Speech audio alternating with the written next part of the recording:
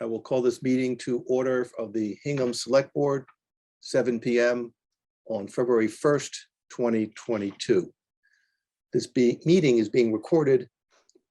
Start again. This meeting is being held remotely as an alternate means of public access pursuant to Chapter 20 of the Acts of 2021, temporarily amending certain provisions of the open meeting law. You are hereby advised that this meeting and all communications during this meeting may be recorded by the Town of Hingham in accordance with the open meeting law.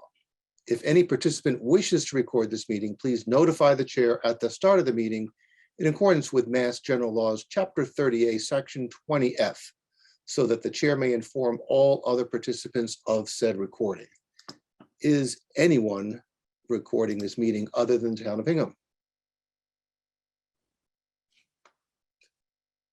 Seeing none, I note for the record that members of the Select Board participating this evening are Bill Ramsey and Liz Klein.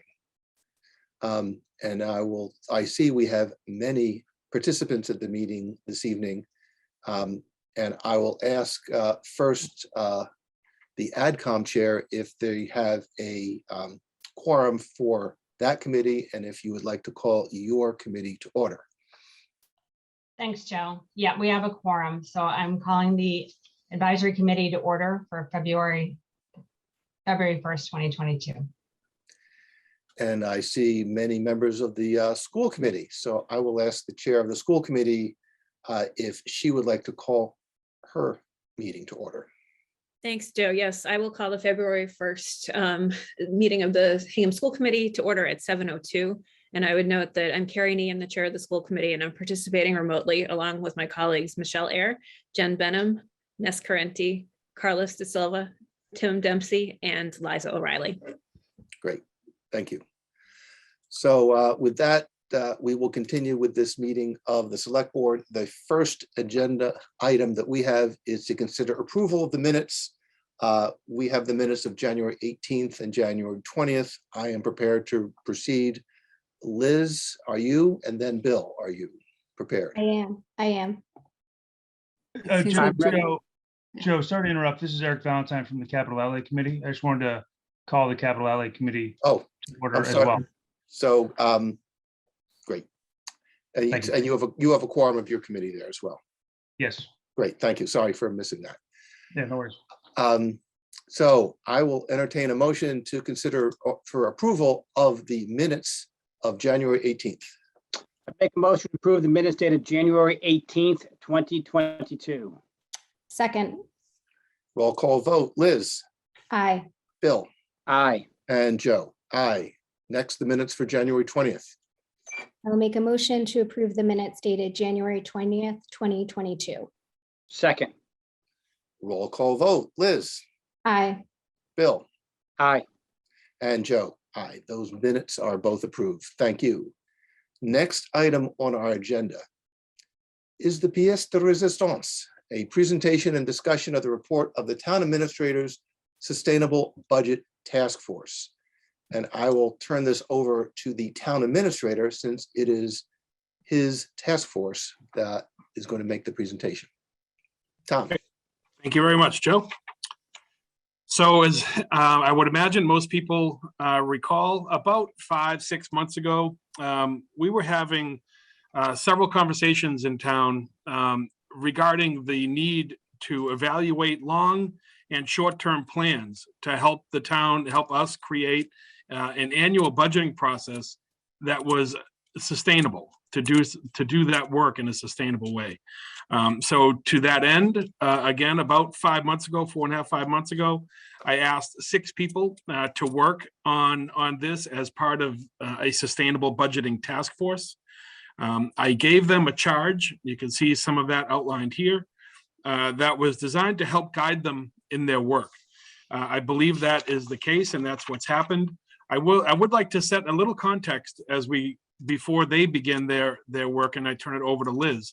But I just wanted to highlight a few things. One is this group has been working for about 4.5 to 5 months on what was probably, in a fair world, a 2-year project. So I don't know how to say thank you enough to those 6 folks that dedicated so much of their time and effort to this task that was done in an abbreviated window. So again, we'll say it several times, I'm sure tonight, but thank you. And also to set the expectation of the community. There's no magic bullet.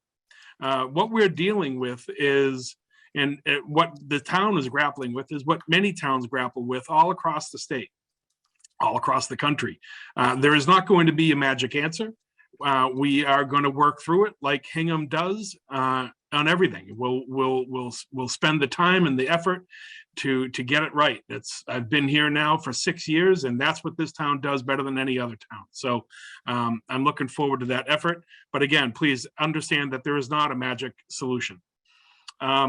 And you know, in essence, what our main goals are in some ways at odds. We're attempting to control certainly tax impacts to residents. We always have to keep that in mind as if in everything we do.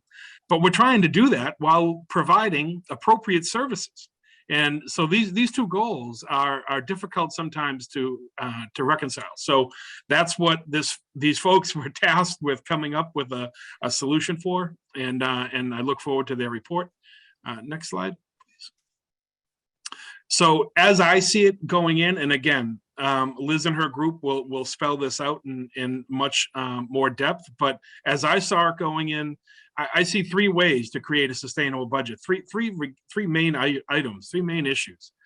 We have to control expenses and growth rates. This is the difficult part of all municipal governments when you're trying to give everybody what they feel is appropriate. It's hard to do that when you're constrained by a lot of the state laws that we are, and also again trying to maintain reasonable tax rates for our residents. But then in addition to that, we have to optimize the utilization of existing revenues. So by that, you know, we collect a lot of fees. We have a lot of things like revolving funds and elsewhere. We all want to make sure. Joe and Bill and Liz will remember just the recent meetings. We just did the building revolving fund and the council on aging revolving fund. It's my job to help the municipality feel comfortable that we're using those funds in responsible ways, because that offsets the need for new funds from the resident. And then, you know, the reality is we're going to need to find new revenue streams. The municipal governments are growing at an unsustainable rate. Frankly, the market is growing at an unsustainable rate. I think that's what we're about to hear. So the reality is, what would be helpful is new revenue streams and ways to raise those revenue streams again in a manner that is less impactful to the resident. And I think I had one more slide. So some of the realities, I just mentioned a couple that I think we as a town will need to grapple with as we go. And I'm sure the task force will cover a lot of this, but we have market pressures everywhere, and they're affecting everything, every aspect of what we do in local government.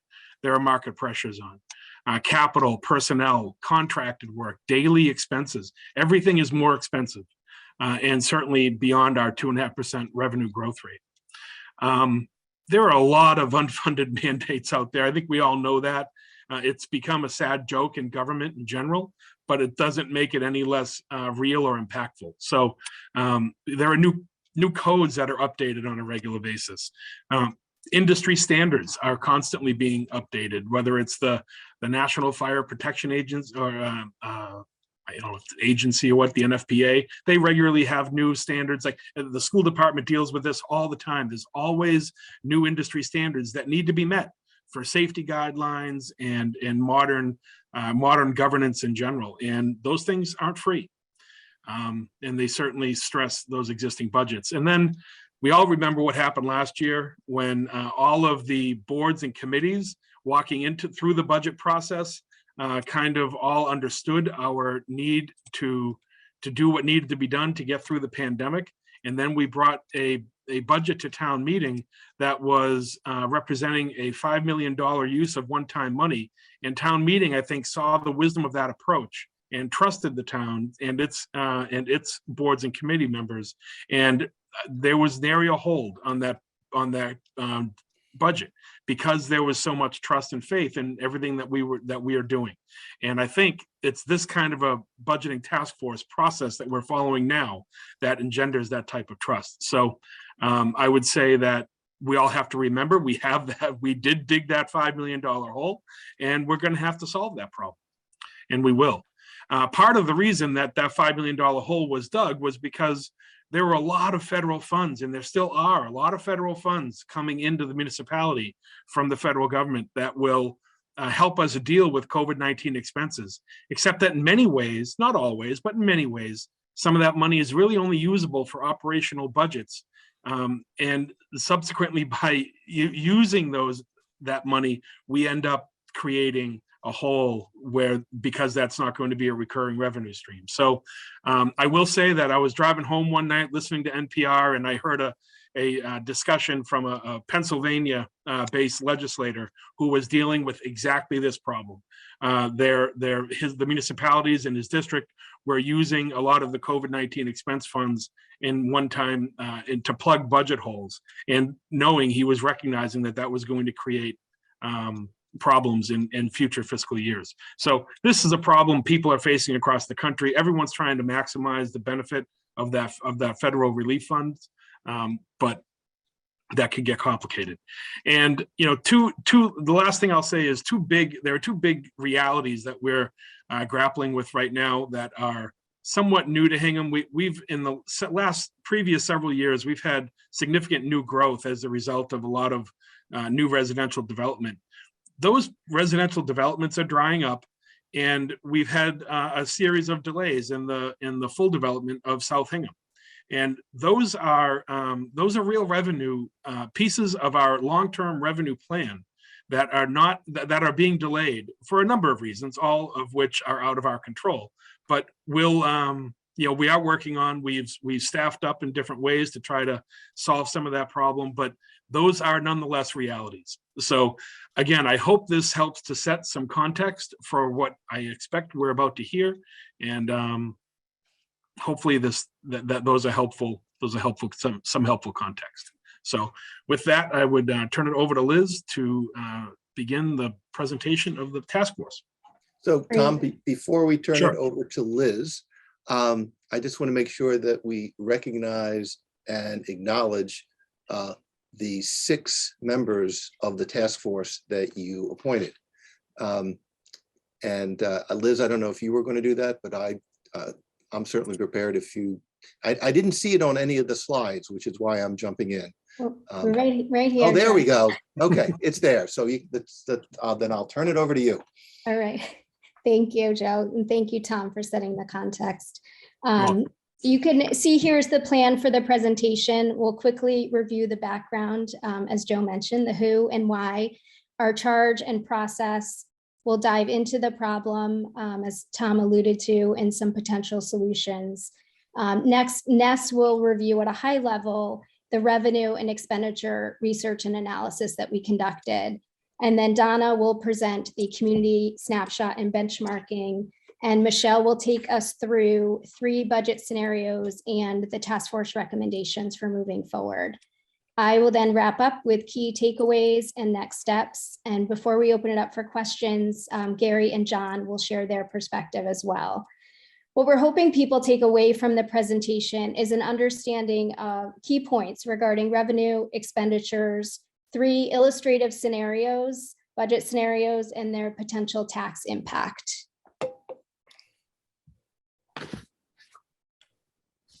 So this is the who. I served as the chair, which was an honor to work with this group, which included Ness Carenti from the school committee, John Ferris, the Director of Business and Support Services for Hingham Public Schools, Dr. Gary Maestas, the Interim Superintendent for Hingham Public Schools, Michelle Monsegur, the Assistant Town Administrator for Finance, and Donna Smallwood, the former Advisory Committee Chair. You'll hear from all of us this evening. I'm very grateful to this group. We worked very well together and collaboratively over the past 4.5 months, bringing perspectives of the select board, school committee, advisory committee, town staff, as well as residents. And thank you to our AdCom liaisons who were they're not in this picture, but they were at all of our meetings. George Danis, Dave Anderson, and Kristen Zergowski. So as Tom mentioned, there are several reasons why the task force was formed. Even before FY22, increased service demands were outpacing revenue growth. The town recognized a need for longer-term financial planning, as well as a need to balance the desired increased investment in services and capital with the impact on taxpayers. And then, as you likely remember, and Tom mentioned, we balanced the FY22 budget with $5 million of one-time funds, including federal funds and fund balance. So the task force was really charged with assessing the future needs, exploring revenue opportunities, including a potential operational override to balance the budgets for FY23 through 27. So what do we mean by sustainable budget? That was our goal, to create a sustainable budget for the next 5 fiscal years. And this is how we define sustainable.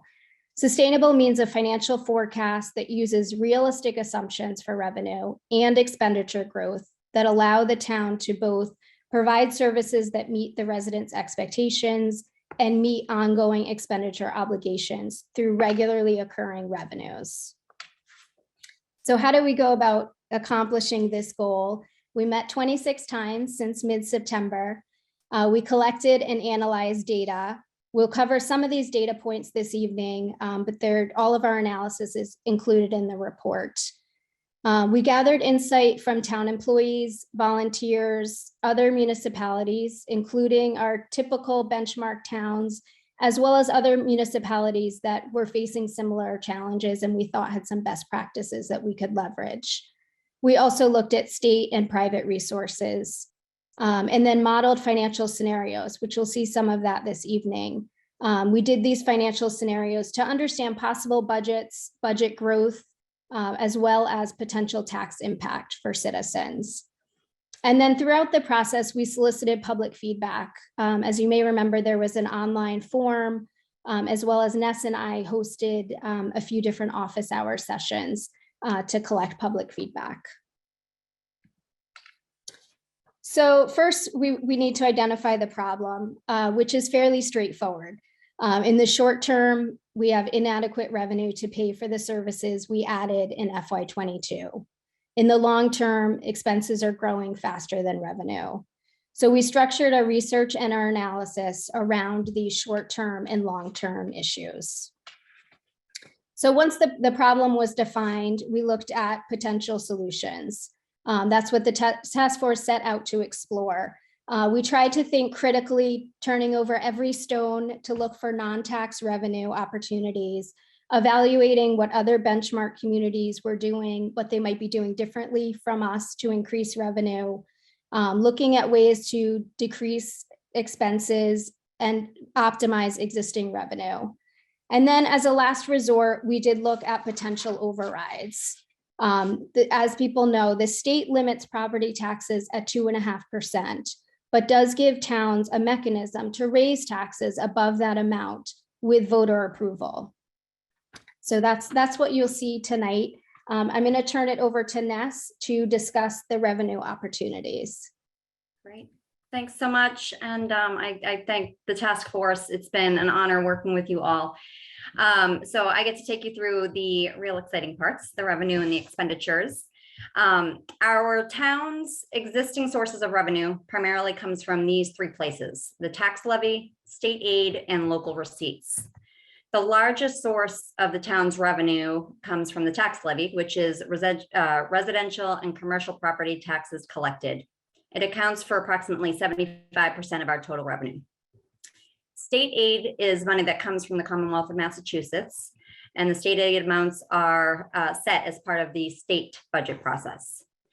The third major source comes from local receipts.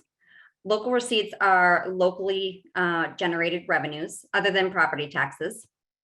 Some example of Hingham's local receipts include motor vehicle and boat excise tax, meals tax, ambulance revenue, and licenses, fees, and permits. In fiscal 22, local receipts accounted for approximately 11% of the town revenue. The task force spent time looking at our local receipts and assessing any additional opportunities to increase fees relative to cost in our benchmark towns. A few recommendations came out of this process, is that for the town to go back and analyze license and permit fees, which are set at the town level, and ensure that they remain aligned with fees charged by our benchmark communities. The task force also recommends further analysis of revolving accounts, primarily the building revolving fund, school athletic fees revolving fund, and the school building rental revolving funds. There may be room to increase fees relative to our benchmark towns or further utilize revolving funds to support the town's annual operating budget. All right, so the next slide. So on this slide, the largest revenue source in the local receipts category is the building permits. Building permit revenue is an indicator of new growth. However, new growth projections have slowed considerably. Much of the new growth over the last 10 years was driven by the development in North Hingham, in and around the shipyard and Beale Street, as well as through expansion at Linden Ponds. After consulting with the staff in the assessing, building, and community planning departments, the task force is forecasting new growth at a flat amount of $650,000 for fiscals 23 through fiscals 2027. There are no new major programs or projects on the horizon that staff anticipate will bolster the new growth the way that the town has seen in recent years.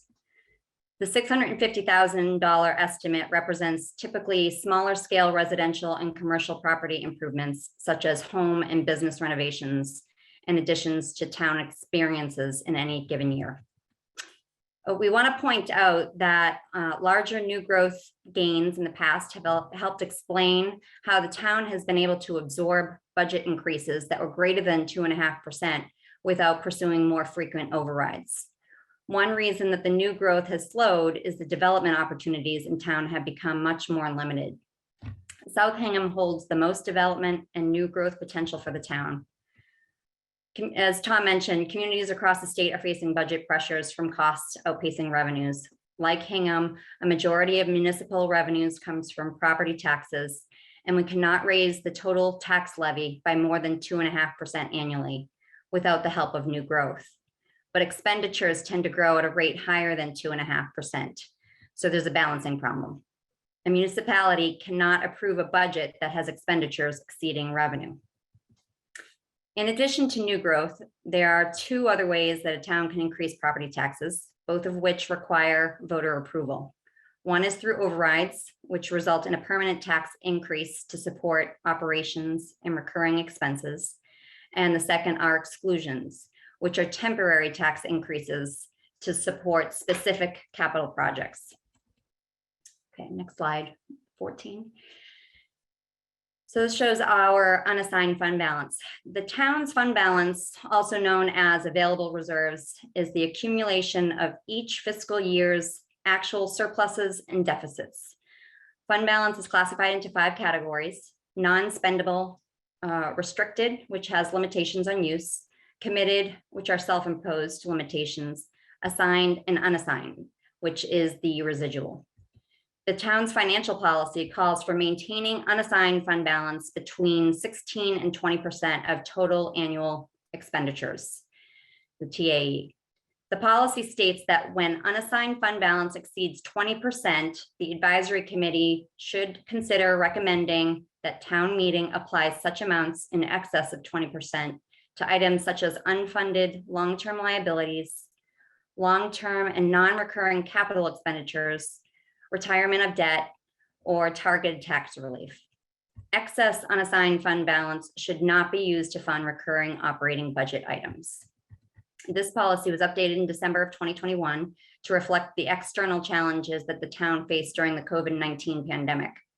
A new provision was added, which states, under emergency circumstances which impact the town's operations and resources, the town should first look to federal and state aid to address those circumstances, but irrespective of availability and timely receipt of such aid, may consider the use of unassigned fund balance subject to management controls to be determined by the select board the advisory committee and school committee and town administrator to protect and stabilize town resources and operations while endeavoring to preserve the long-term financial health of the town.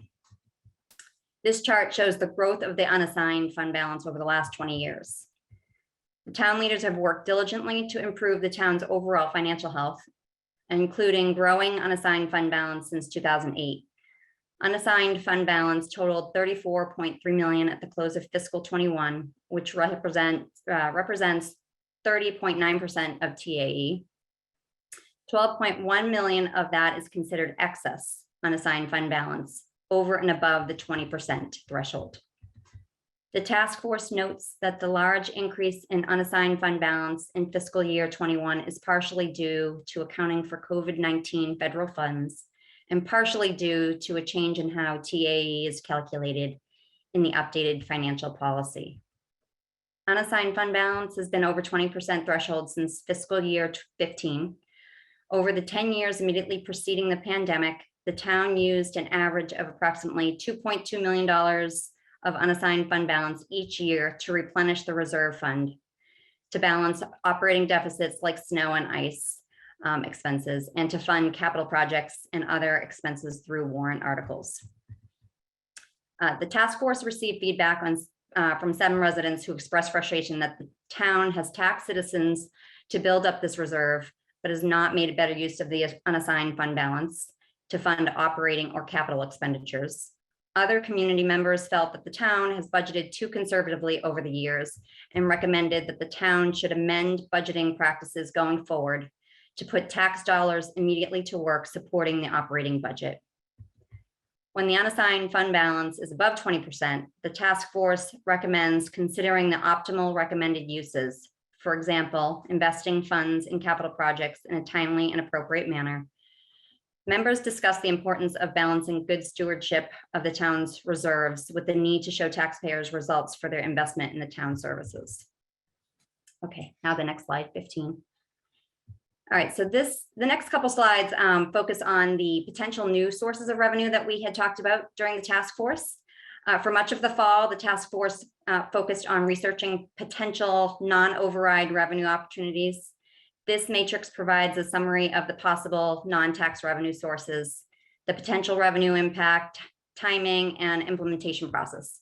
Finally, there's a note on the side over to the right-hand side, which indicates whether the task force recommends pursuing these avenues. For financial context, these revenue sources could produce on the low end an additional $100,000 and could be on the high end of $1 million. The next slide highlights the 3 with the most potential impact. So the first one, economic development. When the South Hingham Study Group report was completed in 2017, the South Hingham study area had 3.3 million square feet of development. The study group concluded that South Hingham has capacity for an additional 1.5 to 3.6 square feet of non-residential and residential floor area. The revenue impact, these outcomes could yield anywhere from $3.9 million to $10 million in gross revenue per year. The timeline to implement, there seems to be an agreement about both the need and the desirability for economic growth, with many hoping for new businesses and mixed-use development in South Hingham. However, any significant development in that part of town faces many hurdles, including limited water supply, lack of a comprehensive wastewater solution, impact on traffic and circulation, public safety, and resident opposition. However, if we continue to rely on revenue to cover existing services, it eventually catches up to us. So i.e., with new people in town comes more services, which we can see reflected in the school enrollment over the years. The task force recommendation, it's to continue the focus on economic development and supports the work of the Hingham Development and Industrial Commission throughout Hingham, and specifically in South Hingham. Participation in regional initiatives such as expanding wastewater services could provide significant benefits to Hingham if the town is well represented when these initiatives are planned, directed, and implemented. The second one is the real estate transfer fee. The task force received citizen input suggesting that the town pursue a real estate transfer fee where buyers of Hingham real estate would pay a one-time fee based on a percentage of the property sale. The funds collected from these transactions could then be used for capital projects, either by supplementing the capital outlay allocation in a given fiscal year or by offsetting the cost of large-scale capital projects and debt exclusions. There's a benchmark comparison. In 1983, Nantucket successfully passed a home rule petition and imposed a real estate transaction fee to support conservation, outdoor recreation, and agriculture through the new land bank. Nantucket charges a 2% fee on the sale of most real estate transfers in Nantucket County, subject to certain exemptions, and the fee is the statutory liability of the buyer. In fiscal year 21, the Land Bank Fund reported $51 million in receipts. The task force wanted to note that Nantucket is unique. There are several communities across Massachusetts currently pursuing special legislation to impose a real estate transfer fee to explicitly support affordable housing, including Arlington, Brookline, Cambridge, Concord, Nantucket, Somerville, and Truro. The additional bills proposed by the various communities differ in terms of the fee amount. Most are between the 0.5% and 2%. Whether the cost is borne by the buyer or the seller or both, and which types of properties and or transactions are considered exempt. Some communities such as Brookline propose exempting the first $500,000 of a sale price from the fee to provide relief for buyers on the lower end of the housing market. A revenue impact as one example of how the town could structure a real estate transfer fee using $1 million as the average sale price, assuming 1% fee paid by the buyer, assuming the first $500,000 of the sale price is exempt, as the town of Brookline is proposing, and assuming 400 eligible sales a year for this exercise, the town could expect to collect about $2 million annually through the institution of the real estate transfer fee to support local infrastructure. That amount could fluctuate up or down depending on the percentage fee applied and the types of transactions that the town chooses to exempt. The task force recommendation, we recommend further study because this represents one of the largest potential revenue streams the task force researched. The third one is the naming bylaw. On December 10th, 2019, the select board formed a naming bylaw committee with the following charge. The naming bylaw committee should review Article 40, assess whether the article in its present form serves the best interest of the town, and make recommendations with respect to possible changes to Article 40 to better promote the interest of the town. The committee has been seeking public input and has received input from several community groups. As a benchmark comparison, the committee is also reviewing policy statements and data from other benchmark towns. Of our 19 benchmark communities, at least Lexington and Winchester have similar committees and have shared materials with Hingham. Revenue impact, updating Hingham's naming bylaw to increase the town's ability to attract private funds and donations to support capital projects could serve as an important component of the town's strategy to help defray the tax impact of debt exclusions on residents and businesses. As far as a process and timeline to implement, a town meeting vote would be required to amend the current naming bylaw found in Article 40 of the town's general bylaw. The committee may not have a recommendation in time for the 2022 annual town meeting, but will bring forward its findings and recommendations as soon as possible. And the task force recommends further study by the naming bylaw committee, and we're looking forward to their report. All right, so slide 17. The next few slides focus on the flip side, the work around the expenditures that we did. The task force evaluated town services and recognizes departments are running lean. Personnel costs are our largest cost and the fastest growing. The task force suggested managing to the 3.5% growth rate going forward. We often talk about budget in terms of three main components: municipal services, education services, and shared services, as shown in the next chart on slide 18. So in fiscal 22, municipal services accounted for 26% of total expenses of the town. Municipal services category include general government, public safety, public works, human services, and culture and recreation. The school budget accounts for approximately 53% of the town's expenses. The education categories include regular education, special education, and vocational education. And then the third largest shared expenses accounts for 21% of the total expenses. Shared expense account include employee benefits for both active and retired employees, debt service, principal and interest payments, capital outlay, and property and liability insurance. The task force focused on the municipal and the school budgets because the shared services largely represent fixed costs over which the town has less control. From the shared services, we did note that the town pays 50% of health insurance costs for employees, which is the lower end of the average, which is 70% paid by our 19 benchmark communities, an average that has slowly trended downward over time. The task force does not recommend reducing the town's health insurance contribution further. The next slide shows the fully allocated budget, including self-supporting operations. So you can see the breakout between education and the municipal here. Slide 20. This chart tracks the growth of the municipal and school budgets over the last 10 fiscal years and projects out the full fiscal 23 budget request in the shaded bars on the right-hand side. As shown above, the municipal budget has grown by an average of 3.8% over the 10% period from fiscal 13 to fiscal 22.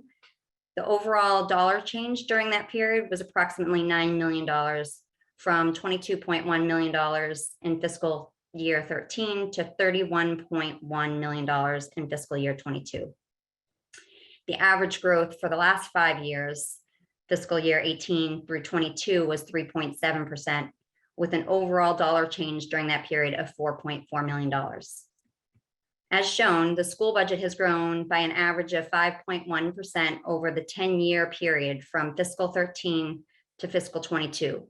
The overall dollar change during that period was approximately $21.2 million, from $40.6 million in fiscal 13 to $61.8 million in fiscal 22. The average growth for the last 5 years, which was fiscal 18 through 22, was 5.4%, with an overall dollar change during that period of $12 million. As we discussed the school budgets during our meetings, I spent time sharing some events that helped explain the increase in the school budget with the task force members. From the school year beginning September 2007 to June 2020, Hingham experienced a 12% increase in enrollment in the Hingham Public Schools. In 2007, the town began the process of building a new East Elementary School, as the 3 existing elementary schools were running at well over the designed building capacity. The building of East was followed by constructing a new and larger Hingham Middle School in 2014 to accommodate these additional students. In 2009, the Great Recession impacted our economy at the same time that East Elementary School opened. The school's administration and school committee prepared a recommended operational budget override to address the opening of East. It was agreed by the town leaders to present town meeting with an override amount equal to half the original plan due to the recession's impact on the taxpayer. During the past 10 years, the schools have partially addressed these education, budget deficits and enrollment increase by using available funds rather than asking taxpayers for additional override. Hingham Public Schools has gradually replenished the staff. In fiscal year 23, the school budget request of $62.7 million, which includes the additional positions, would represent a 1.4% increase over the fiscal year 22 forecast. Without additional positions in fiscal year 23, the school level services budget request is $61.8 million. The school budget increased substantially in fiscal year 22 by 8.9% or 5.1 million, with the addition of 32 positions. And the fiscal year 23 request reflects significant savings due to decrease of out-of-district special education cost. And I think I have presented all my slides.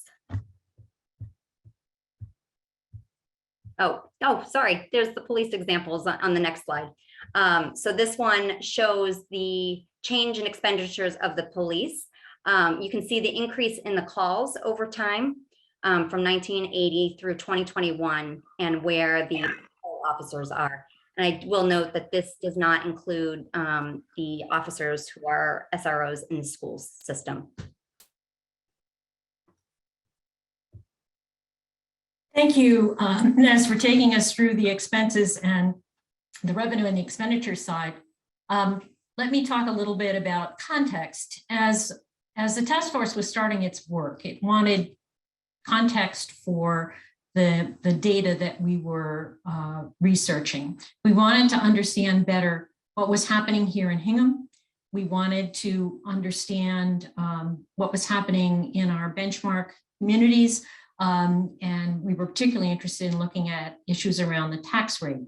So we did some demographic research, and we consulted the State Department of Revenue, which collects data on communities statewide. Let's take a look at the next slide, which looks at population. Hingham's been growing since, particularly since the year 2000. Between 2000 and 2010, we increased 11%, a faster growth rate than any of our nearby communities. And then between 2010 and 2020, we increased again another 10%. So in the last 10 years, there are 2,100 more of us, bringing us to a total of about a population of about 24,000 Hinghamites. Let's take a look at the next slide, which is school enrollment. In the period of time that our population was increasing, so was school enrollment. You can see it building since 2000, which is over here. Can you see that cursor? I think so. So school enrollments peaked in 2016, 2017, 2018. And then you see the drop in school enrollments in 2021 and 2022, the pandemic years. This decrease in enrollment is happening nationwide in our public schools. And Hingham is no different. It reflects families' decisions during this challenging time to do homeschooling, to use private schools, to do learning pods. And so like public schools across the country, our school enrollment has dropped, in our case, about 400 students. We're hoping for a rebound. We were interested in tax information. I bet you all are as well. And looked at a number of different indicators around the 19 benchmark communities that Hingham likes to keep an eye on as it makes its decisions nearby. So the first thing we took a look at was residential tax rates. And Hingham's residential tax rate of $11.56 is on the low end of our benchmark communities. The average for the benchmarks is $13, and we're at $11.50-ish. But as we all know, the tax rate doesn't tell you what your bill is. You have to multiply your tax rate times your assessed value. When you do that, let's take a next slide. The average tax bill in Hingham of $10,579 puts us in the middle of our benchmark communities, closer to the midpoint, which is often the place when we are using these benchmarks. Hingham is in many cases looking to be somewhat in the middle. So, but the fact that we're in the middle in terms of the average tax bill doesn't tell us anything about our neighbors' ability to pay their tax bills. So let's look at the next chart, where we benchmarked the Hingham average family tax bill as a percentage of what the Department of Revenue counts as income per capita. And when we do that, Hingham again falls toward the low end of the scale. What that means is that for most of our benchmark communities, paying the tax bill is a larger percentage of the community's per capita income. Let's take a look at the next chart, where we want to take a historic look at both Hingham's taxes and its per capita income. And the red line is the per capita income. The blue line is the single family tax bill. And you can see that the single family tax bill, the blue line, does increase, but you can just visually see that our income per capita has increased at a significantly faster rate. Let's look at one more slide where we looked at benchmarking comparing our average tax bill against our benchmark communities over time. On this slide, again, the red line is our benchmark communities, and the blue line is the single family tax bill in Hingham. And as you can see, over the last 15 years, our single family tax bill has trended just below the average for our benchmark communities. But if you look over on the right, at the far right end of these two lines, you'll see that they're starting to diverge a little bit more, so that there is a somewhat wider gap between the average single family tax bill in our benchmark communities and the Hingham tax bill. Some of these indicators point to a potential capacity to absorb some increases in taxes in Hingham relative to our benchmark communities. And let me repeat that last phrase, relative to our benchmark communities. With that, I think I tossed the ball to Michelle, right? Thank you very much, Donna. Good evening, everyone. I'm Michelle Monsegur, the Assistant Town Administrator for Finance. So we took all of the research that Liz and Ness and Donna walked through, and we started to use that to develop some hypothetical scenarios to look at here for the next 5 fiscal years. We used a financial planning model that citizen volunteer extraordinaire John Asher developed for our team. This is a really powerful model. It will be available on the website tomorrow when we post the report. But without a tool like that, it would have been really difficult for our task force to perform some of this work.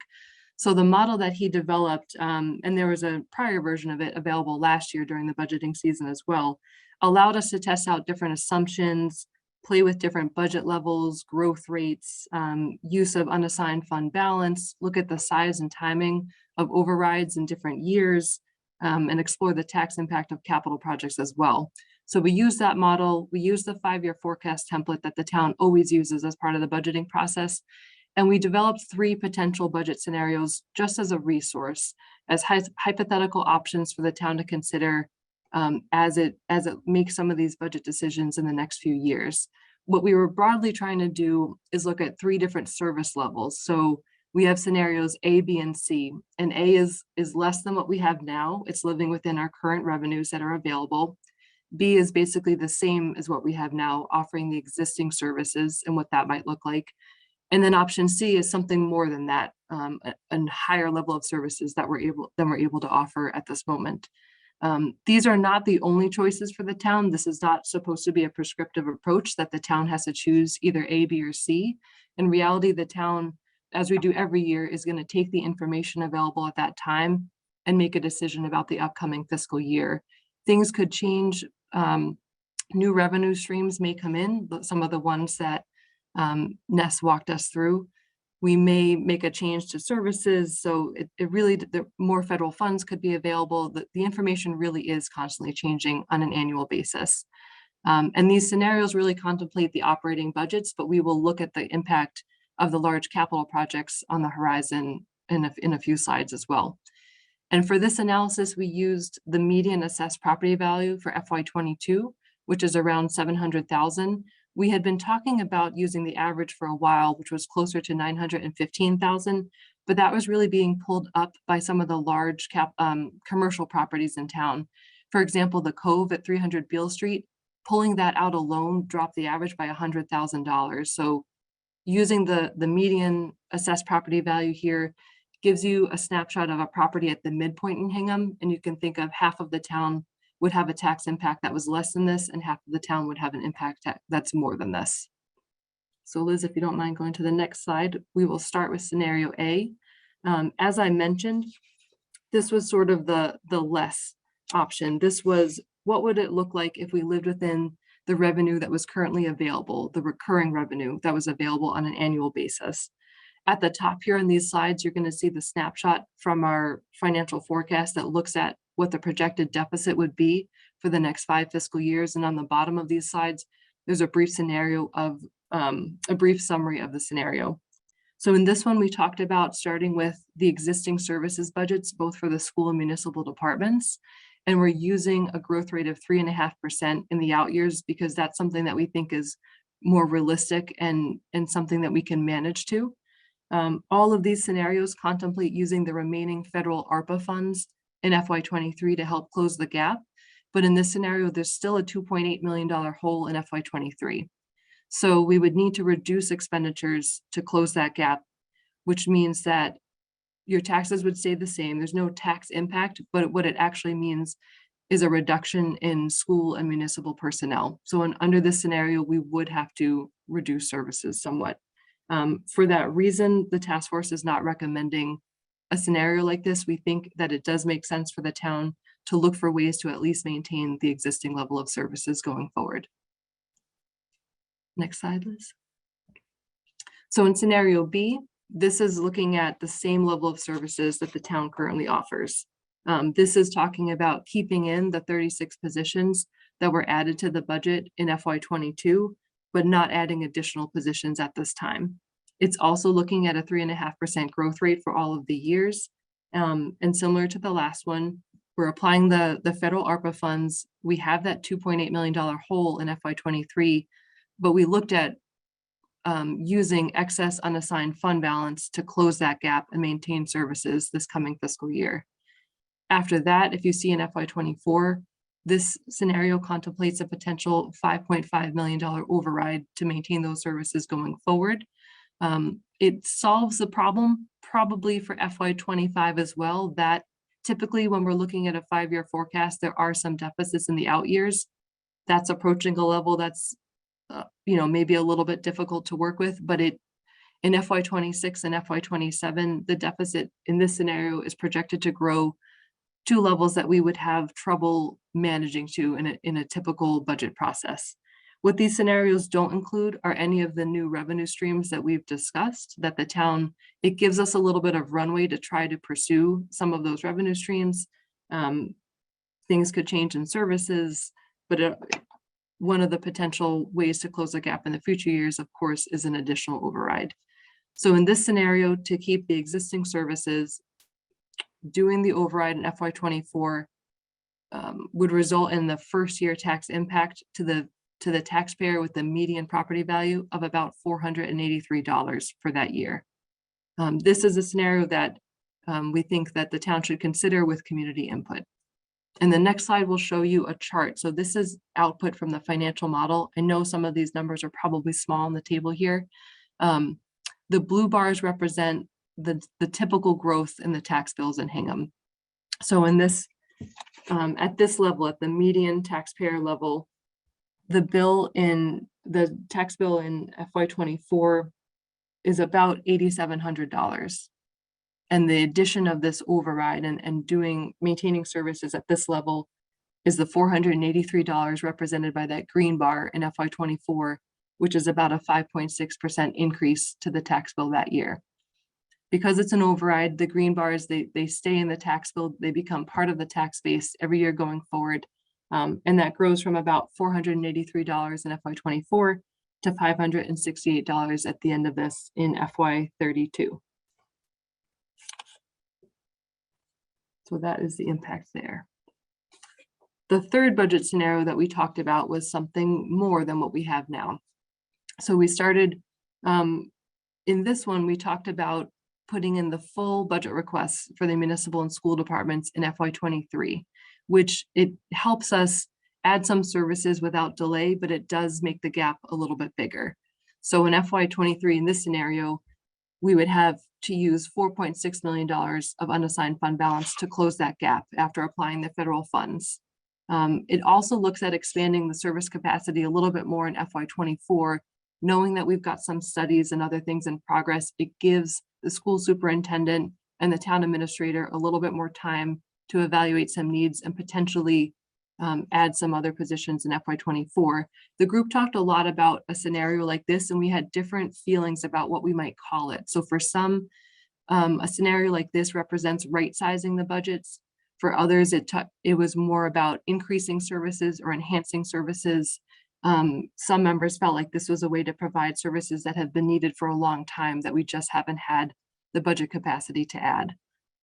In this scenario, because we are adding more earlier upfront, it creates a larger hole, and we looked at about a $7.8 million override in FY '24. So the first year impact of that to the taxpayer at the median assessed value is $685 here. And we can look at that on the next slide as well in the table.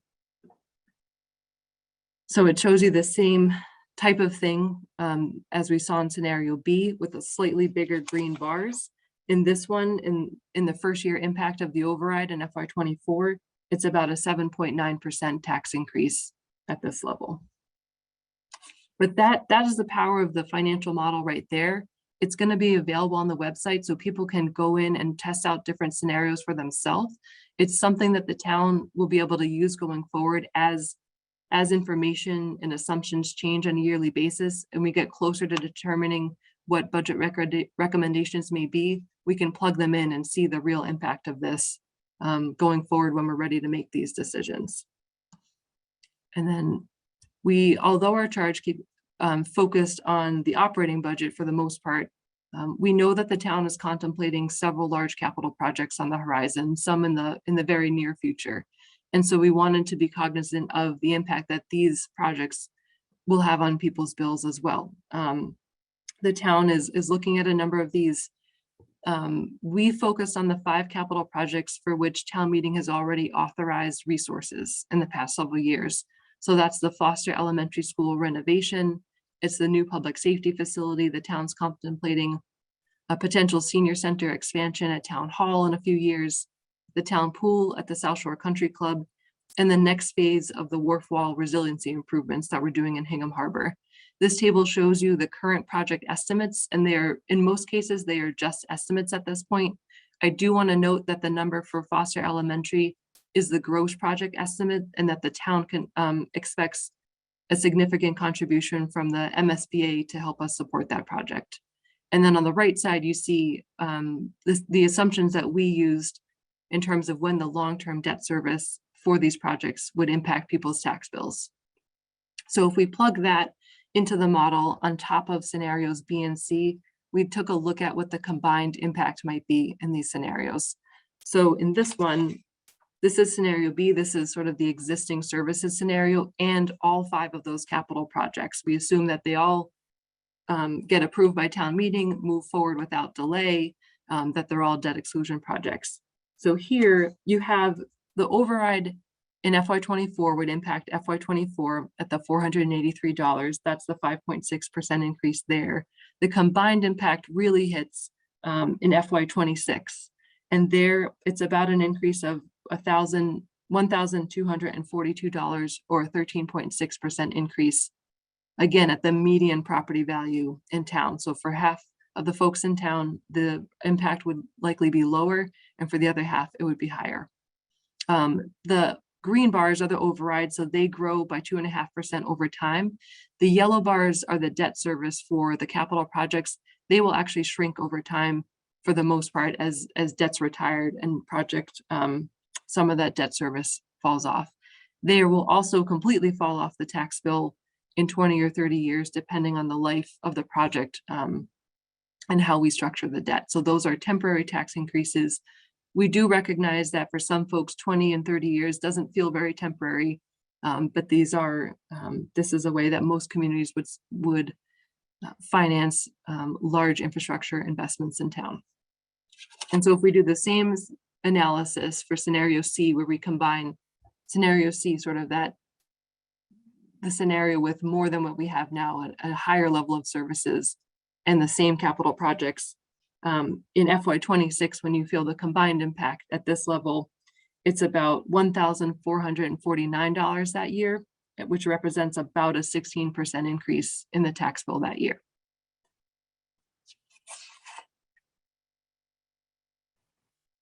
And again, I know those are kind of hard to see here, but we will post all this information on the website tomorrow and people can take a closer look at the breakdown of those things.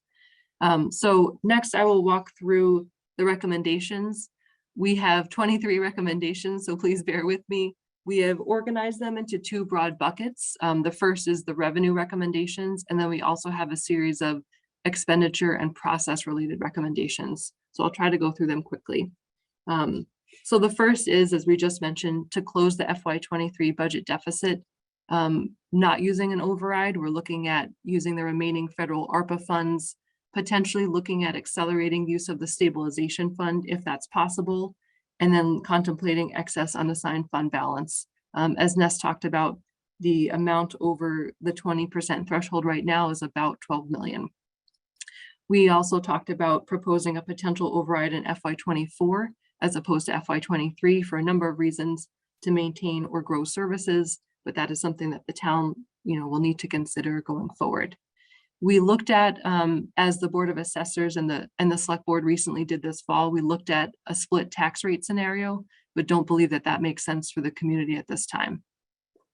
We also talked about, as Ness went through too, enhancing and strategically targeting revenue from local receipts. So we have some specific ideas about ambulance receipts and being able to set aside excess ambulance receipts to fund the capital purchase of ambulances every 2 years.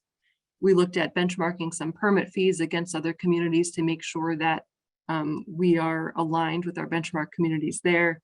We talked about the meals tax, and while some increases to meals tax would take state action, we talked about Dine Local campaigns and other things that we could do in conjunction with ongoing planning efforts in the downtown to boost some meals tax receipts in the short term.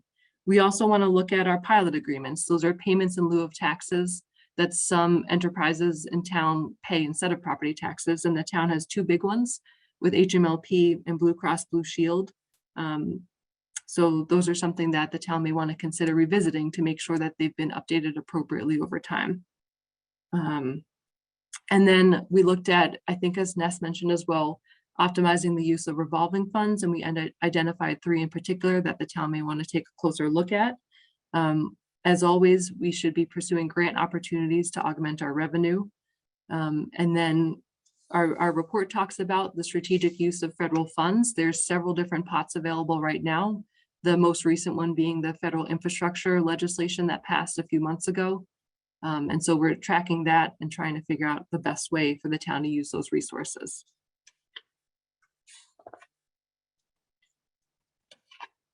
And then the rest of our revenue recommendations. The group talked a lot about unassigned fund balance, particularly because we got a lot of community feedback about this. And so we talked about, when fund balance exceeds the 20% threshold, and the chart that Ness showed that that's been the case for the last several fiscal years, I think since FY15, that we should identify optimal recommended uses. We've talked about potentially using capital unassigned fund balance to fund capital projects in a timely manner, because the group recognizes that there's a structural deficit in terms of our capital outlay budget. We did talk about applying unassigned fund balance to offset the tax impact of the debt projects that you just saw on the charts. So using that, assuming some of those projects go forward, we could use that in the first few years so that the yellow bar increase isn't so big and people don't feel as big of a jump in their bills. and other ones that the town may want to consider. But we do recommend putting those dollars to use in a timely and an appropriate manner. We did talk a lot about enhancing economic development efforts and how that potential is available in certain parts of town. And that's going to be the biggest driver of new growth, which could help us in the future, but that's going to take a few years to come online. We also talked a lot about working with the Mass Municipal Association and state officials to lobby them to really look at a comprehensive municipal revenue package. Like other members of the task force has said, communities across Massachusetts are really struggling with this issue. It's a math problem that's not working in many places where your expenditures are just outpacing your revenues, especially when most of the revenue is tied to property taxes. So there's different things that the state could do. They had a pretty sizable surplus the last year. And so the MMA has been talking about, is there a way some of that could be shared with the municipalities on an ongoing basis? We looked specifically at the meals tax and the motor vehicle excise tax, and if it would be possible to get a little bit more of that from the state to support our operations here. Another one under that is, as Ness mentioned, a potential real estate transfer fee. There's some pending legislation that would enable all communities to do that right now, specifically for affordable housing. But if they could look at that as well, potentially to support infrastructure, that might be another area for us. The town has started an analysis of real estate, of town-owned real estate for potential disposition. So we recommend furthering that study. Again, we recommend further study of a lot of the other non-override, non-tax revenue sources. From the chart that was showed earlier, we looked at marijuana, we looked at short-term occupancy taxes. There's a lot of different options there, and there's more revenue data available from Benchmark and communities across Massachusetts right now that the town hasn't necessarily had to consider in the past.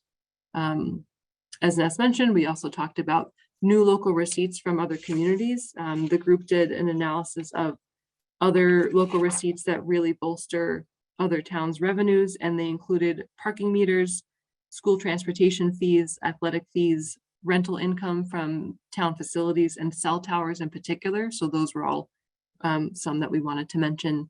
And then finally, the last revenue recommendation was related to the Naming Bylaw Committee's work and trying to give the town some more flexibility and tools to be able to take advantage of public-private partnerships as a component of supporting capital projects in the future.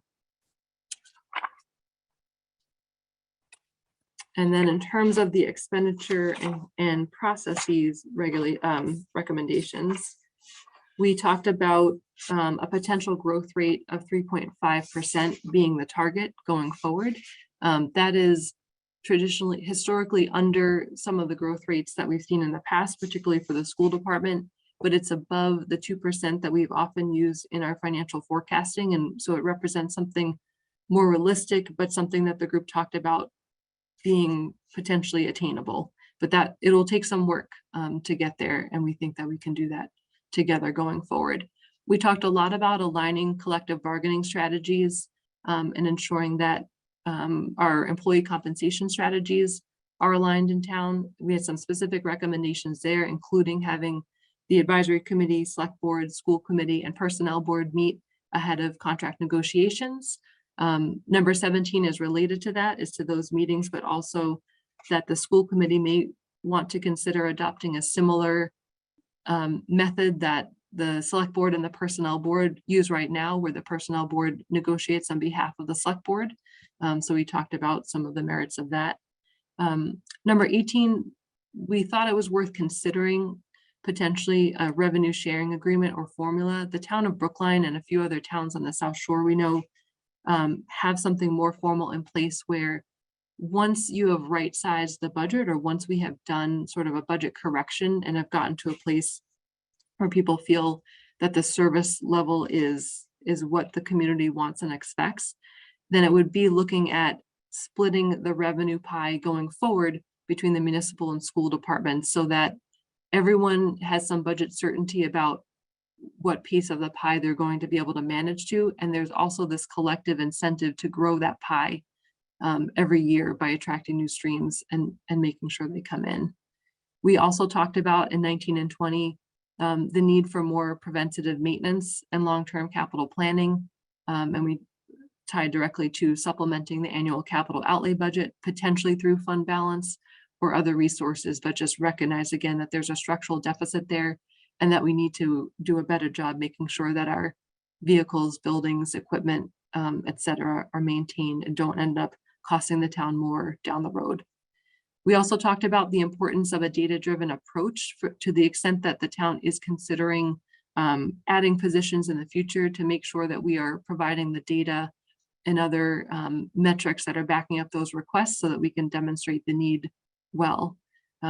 We also talked a little bit about investigating cost-saving solar measures. We looked at some sustainable energy options, and this would need to be done in partnership with HMLP. And then finally, we talked about continuing our work. It was a really productive and constructive process. We had a lot of candid conversations. It was a collegial group, and I think it set a good foundation going forward to have these conversations. I think it provided the town capacity that otherwise wouldn't have been here to kind of take a deeper dive look at some of these potential solutions and options. So I appreciate the opportunity.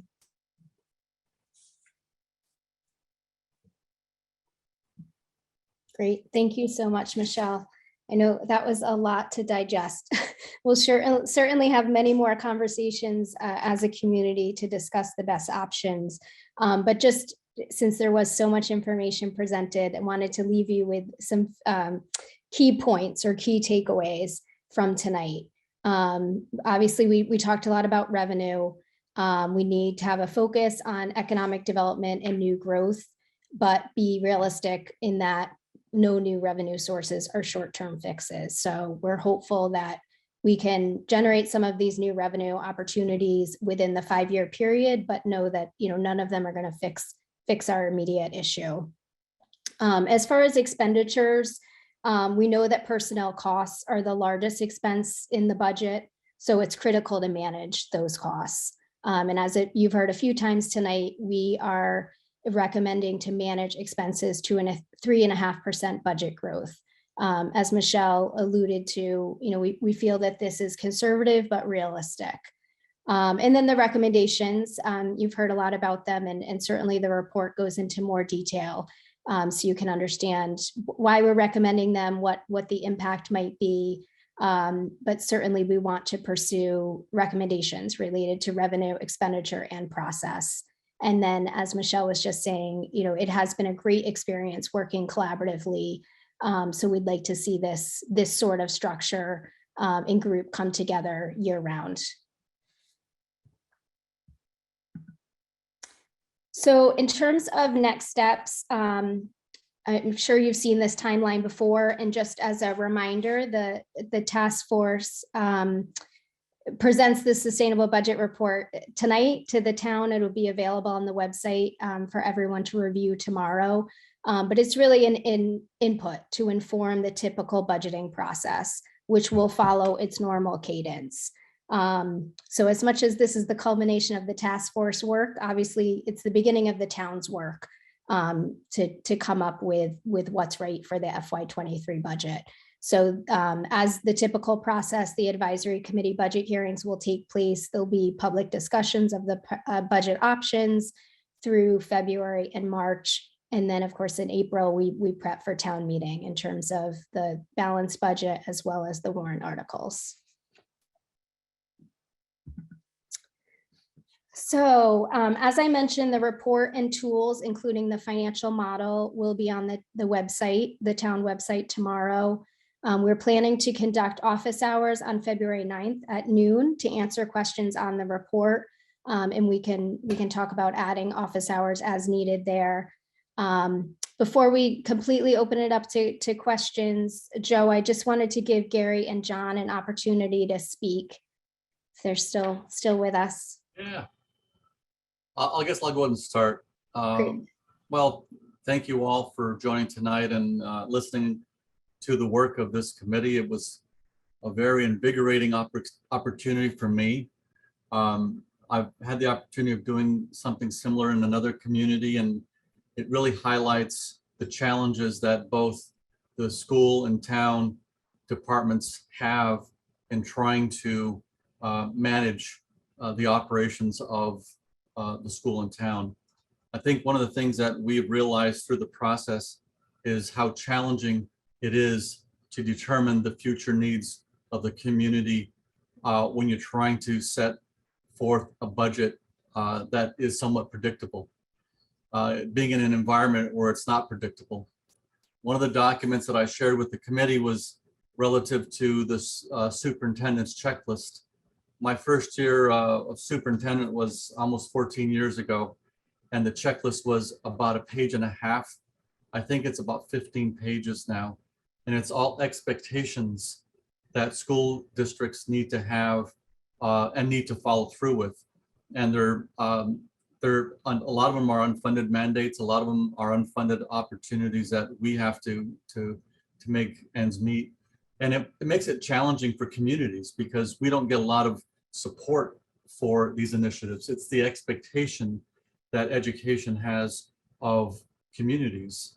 So not only do we have to look at the expectation that the community has on its education system for rigor, relevance, and keeping kids safe, and managing some of the issues that happen within adolescence and things of that nature, but we also have to take a look at what the state expects us to do. So those are challenges for us. Those are embedded within the thought of this committee. I'd like to really take the opportunity to thank this committee for, I think it was a good exercise for me being the interim superintendent to really get a sense of what's happening in this community, what the challenges are for the future, and how I can help the next superintendent prepare for what's ahead. There are two key components that are referenced in this document that I want to share, and then I'll pass it over to John. The first one is our strategic plan. The strategic plan that we're developing now is a guide that will help set the direction for the school district for the next 3 years. That is a key feature of the district and what may be expected of internal operations of the district. So that is something to look forward to. It will actually help to set the budget expectations for the years going forward. And the next piece that I want to highlight is I'm going to be performing an audit of our staff to just give the sense of exactly every position in the district, what their performance duties are within all segments of the school district, which is something that I know has been done in the past, but I want to be able to have a good sense of exactly what we're talking about when we say we have support staff, faculty, administration, exactly what do they cover, what's the scope of their job, so that we can continually look at that on a yearly basis to be able to make sure that we are right-sized. And we use that term within the town to really understand, are we really addressing our schools to what the expectation is based on staffing size, staffing quality, and also the composure of our buildings. So with that said, I really want to thank this committee, the professionalism. You have been just absolutely wonderful to work with. Liz, I want to thank you for your leadership. Michelle, you've been just steady throughout all these Thursday morning meetings. Well, I think it was Tuesday and then Thursday we moved. We just, I'll tell you what, it's the most committed, one of the most committed groups I've ever worked with. And it's like clockwork. We start at 8 and then end at 9:30, and it's every week. So I want to thank you so much. And I'll turn it over to John. Thanks, Gary. Am I coming through, I hope? Yeah, good. Okay, thanks. I just wanted to render a few of my perspectives on the process. I mean, I thought this process was very, very open, and it was candid. And I have to tell everybody out there that this whole group, we all functioned and we all were looking at the town in total. I mean, it wasn't separated between schools and town. It was just looking at every aspect of this town and how we sort of need to proceed going forward. So, with that, and we're looking at, of the 5-year plan that we have there, but I'm always a long-term planner. So when I see 5 years, I want to make it 10 and I want to make it 15 and I want to make it 20. I think that, we're saying, hey, this is 1 to 3 year, or this is 3 to 5 years. Some of these, you got to get them moving. If you get them moving in 3 years, and then you have to follow them through.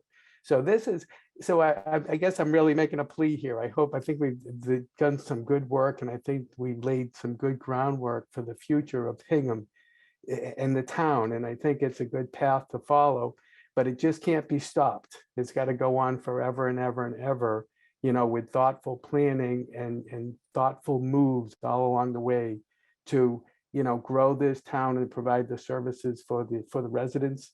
And a lot of you residents, you'll be the new leaders coming up. You have to pick up the ball. You have to pick up the role, and you need to keep moving this town forward. And I think that's what's made this town great over all these years. So, and I have to say, I enjoyed very much the candid conversations, the group. I mean, I enjoy working with them. I've worked with many of them for many years. And I just have to attest that this was totally open, candid, and I think we're all speaking, even though we didn't agree on everything, we're all speaking for everything that we think collectively is in the best interest of Hingham. So I thank everybody, and I thank folks for listening. Thank you, Liz. Great. Thanks so much, Gary and John. Tom, I'll pass it back to you if you want to start with questions or. Great, thank you. And Joe, if you want to run that section, that's your wheelhouse, the question and answers. Yes, thank you. And really, thank you. I got to say, the committee's work is monumental, and it's something that we won't digest in one evening. Liz Klein, Ness Karenni, Donna Smallwood, Michelle Monsegur, Dr. Gary Maestas, and John Ferris, we owe you. And the fact that no one has called for a disbandment of the task force, in fact, you're continuing, is a testament to your commitment to the town. So again, thank you. What I'd like to do in terms of opening this up is first turn it over to my fellow select board member, Bill Ramsey.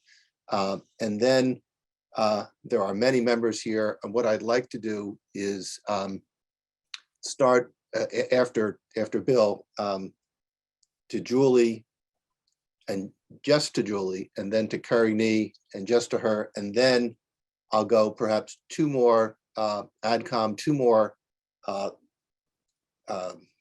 school committee.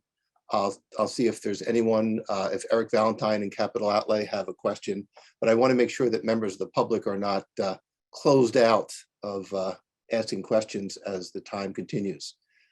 So with that, I'm going to start with Bill Ramsey. Well, thanks, Joe. And I have a couple of questions and comments, but obviously I want to first begin by thanking Liz, Michelle, Ness, Donna, Gary, and John for your work. I'm well aware of the many hours you put in over the last couple of months, and I can't thank you all enough for the work you did and the great presentation. And Michelle was nice enough to give me about 100-page report here, so thank you very much for this. So, I guess I'll start with my questions, and I think, Michelle, you might be able to best answer these, so maybe I'll direct them to you. So, the federal funds, and I'm going to ask you about this because this was such a huge boost to our budget last year.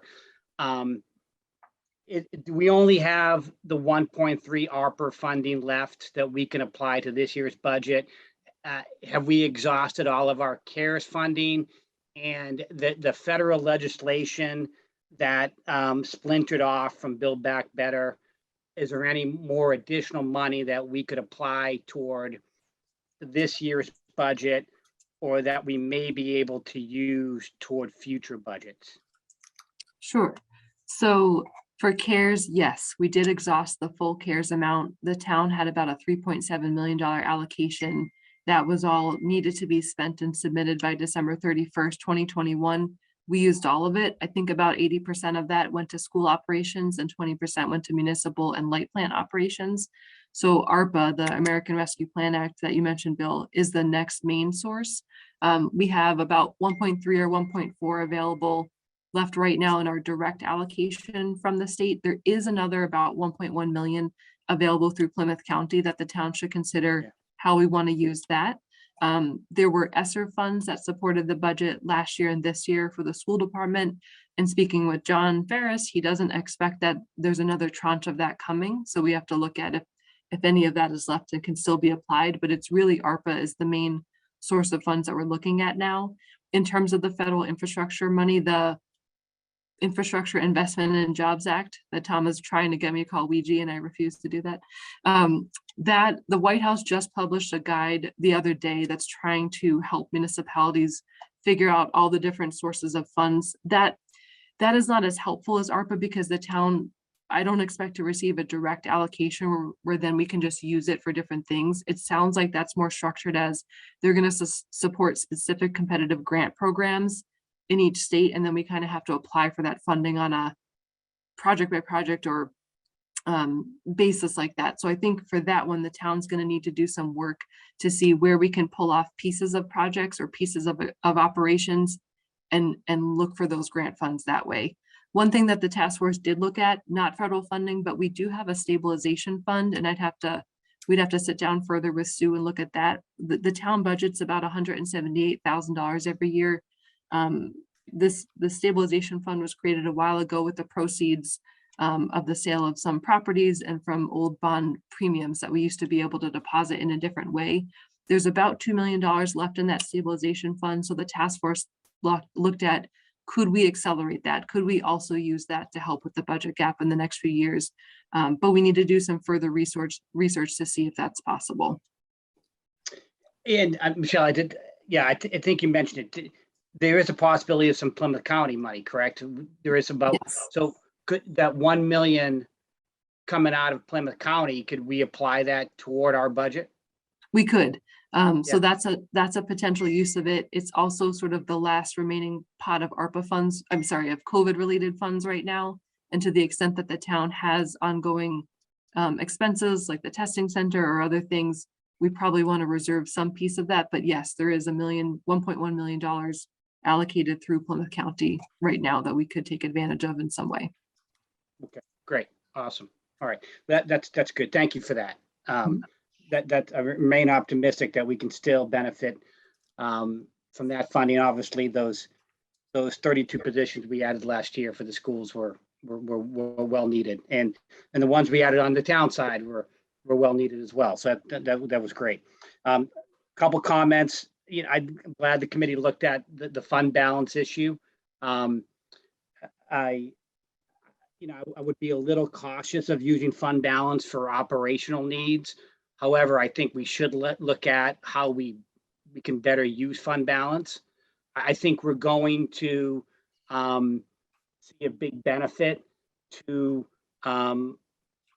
help with the impacts of 2 major capital projects in the fall with fund balance for Foster, obviously, which is the priority. I think I can speak for this board in terms of capital projects and the public safety building as well. So we're going to be using fund balance probably for those 2 projects. But going forward, we should probably look at that when we're above the 20%. How can we better use our fund balance to address our capital needs? Because I think those 2 projects in the fall are going to be the first of many for our community. We have a lot of capital needs. And speaking of capital needs, you brought up the real estate transfer fee. I've seen that work in other communities. I think that's a very creative way that we can address affordable housing needs in town, that we can address capital needs in our community. And I think we can look at the way other towns are doing it, and I think we can do it right. And I think it's a great way to generate revenue. I've seen it work in other towns, and I think we can utilize that as a way to generate funds here. And the naming bylaw committee is off to a great start, and I think that's going to yield a way to have a great public-private partnership to raise some funds to also address some needs in town as well. But those are all the comments and questions I have at this point. I know there are a lot of people on the call from different committees, so I'm going to yield my time. Some other folks can ask some questions as well. So thank you. Bill, thank you. So I just want to ask a question or two and an observation, and then we'll move on to more questions.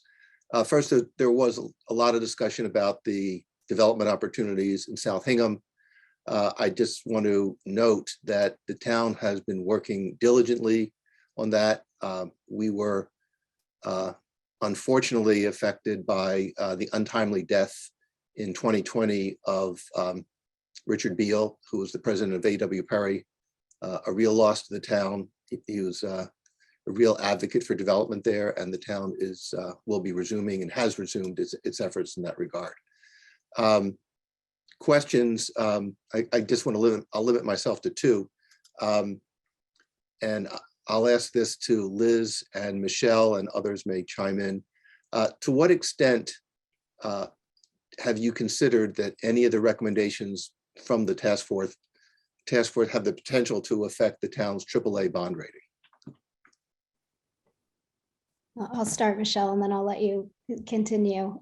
We definitely considered that, Joe.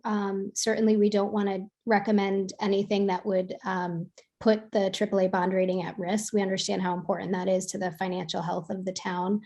But we did look at within the town financial policy and still being able to preserve that, the use of unassigned fund balance as an example, and what would be appropriate uses for that. Also, we receive feedback that investing in capital projects and infrastructure is also good for your AAA bond rating. So, certainly cognizant of, not just saving money and not spending. We took it from an approach of investing in the community, in infrastructure and services. Do you want to add to that, Michelle? Sure, just two quick things. As Liz said, we did feel it was important that our recommendations remain within the framework of the town's financial policy. And also because we are looking at a lot of these large capital projects on the horizon, maintaining that AAA rate is going to give us the best possible interest rates for that, and therefore reduce the tax impact as much as possible if we're able to borrow at the AAA rates. Great. And one other relatively minor question, a demographic question. I noticed that there was discussion of the growth of Hingham's population and compared to some of our neighboring communities. But do you know how it compares to the overall growth in Massachusetts? Are we about average, above, or below? I happen to know the answer, Joe. In the last 10 years, when our population was growing 10%, the Commonwealth's population was growing 7.5%. So we've been growing faster than the Commonwealth as a whole. Great.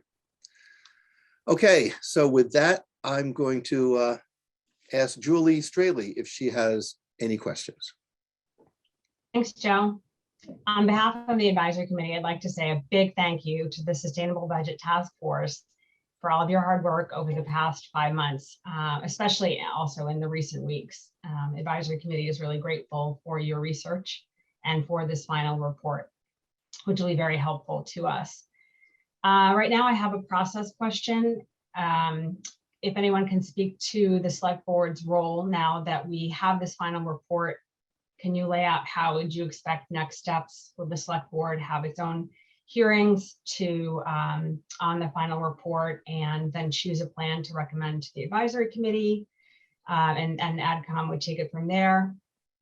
So that's a process question. And then also I'd like to note that AdCom, we ask questions all the time. That's our job. So I worry that we will have more than 2 questions tonight. So we just would need an outlet for our questions. Absolutely. Tom, do you want to talk about the process moving forward? Sure, absolutely, Joe. So I would expect, Julie, that I would have, as a result, now that this report is in, I will have my recommendations for the budget. As we all know, we've had recommendations hearings going on for the last month or so.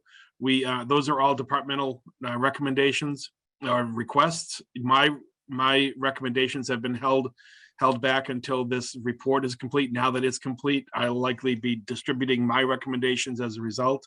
I would expect the board will want me to talk about that publicly. I think that this report will help inform that, both that approach that I take and the approach that the board takes in terms of new revenue options and actions that it can follow as a board to try to alleviate some of these problems that this report is generated.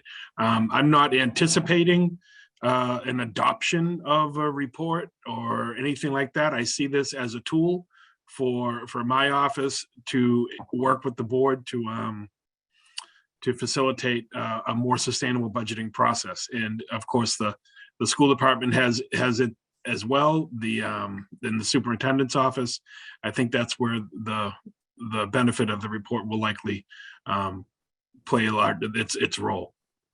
So Tom, we have a forecast meeting coming up this Thursday, 2 days. I would not anticipate that this report would have a direct impact on that discussion. Am I correct there? You are correct. Liz, did you Just wanna not by Thursday. That's the that's the Right, problem. exactly. And Liz, do you want to add anything to Tom's No, comments? I mean, I think, we're happy to answer questions about the report and the scenarios and recommendations to help the normal budgeting and forecasting process. But yes, the report is final and sits with Tom at this point. And Julie, I think you and I have spoken that there are, if you will, there's a parallel process going. We have this report and then we have the near-term budgeting that is going on. And I think that most likely will continue going as it is without being impacted directly by the task force. Carrie Nee, any questions? Yeah, thank you. And I just want to echo everyone's gratitude towards this task force for all the work. I know it's all the entire time, but especially over the past couple of weeks. I know you've all been just living and breathing it. So thank you so much.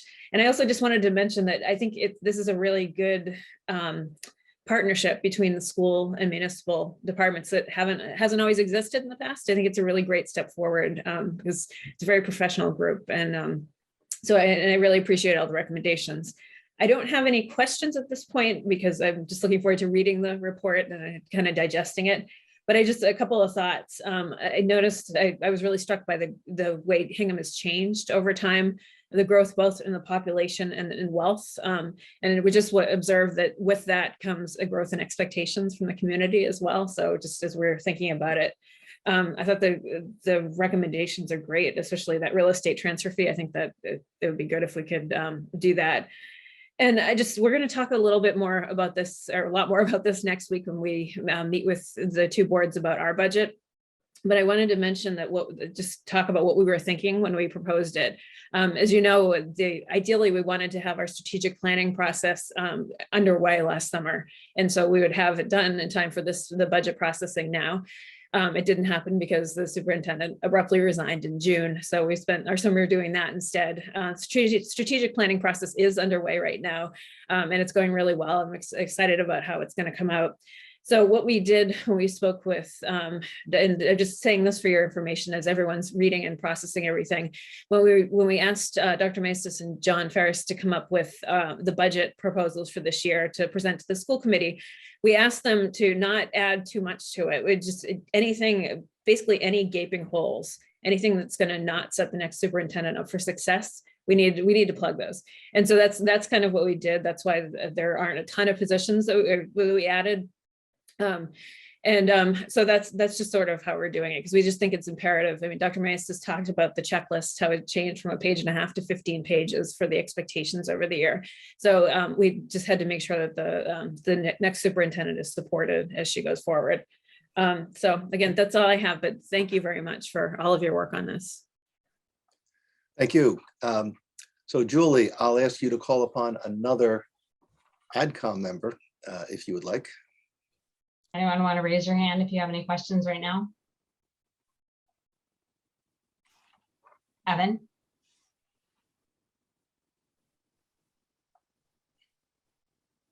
Thanks, Julie. And thanks to the committee for all the hard work. It's clear that it took a village to kind of get that output to us. I will be digging into the rest of the report, but just curious, as you all, I think the last time we had an override was what, 2009, so 14 years ago.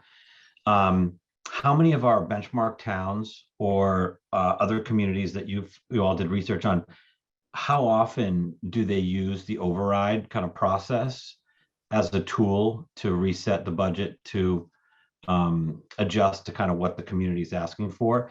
Because I think, for me anyway, as we've gone through this last year and this year, I kind of came into this thinking override's a dirty word, and it's actually not. It's an instrument that we can use to ask the people that live in town to see if they want to pay for the services that they're asking for. So just curious if that kind of surfaced other towns, and how often do they use this as a means to increase the revenue sources?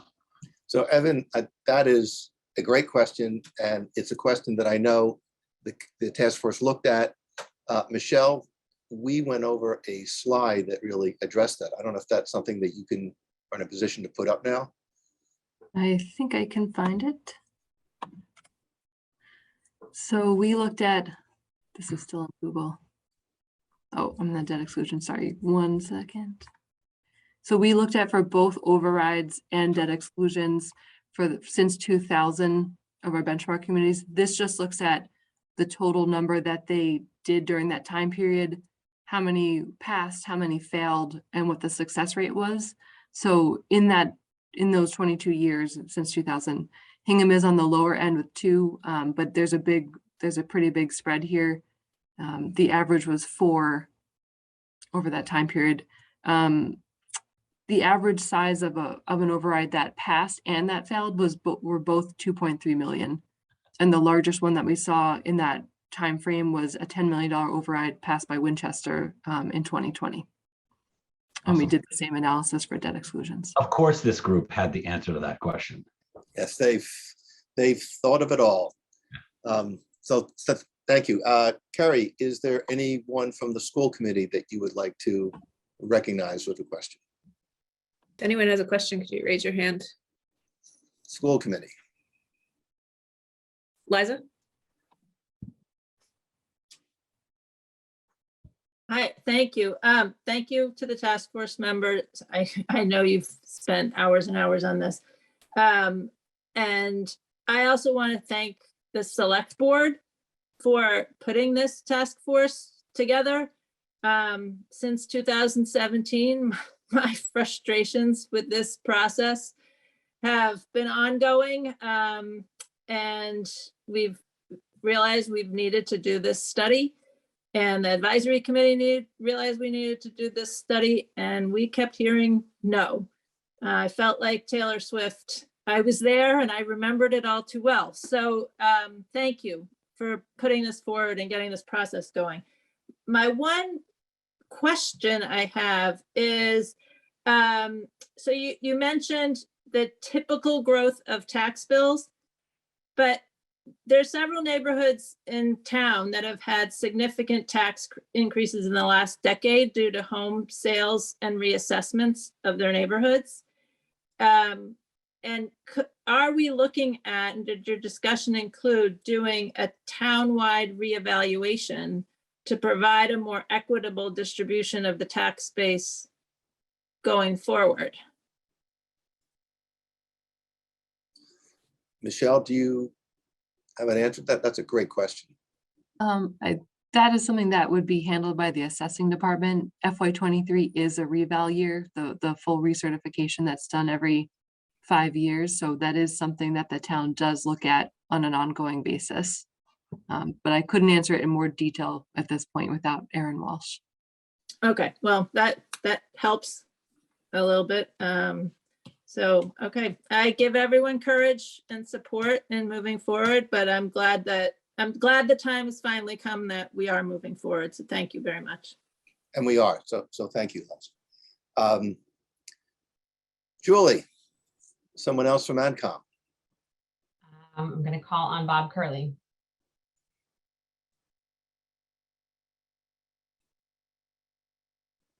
You're still muted, Bob. You're going to lose your chance in a minute.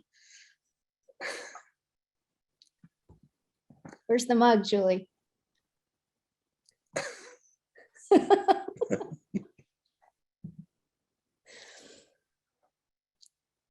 We see your finger, Bob.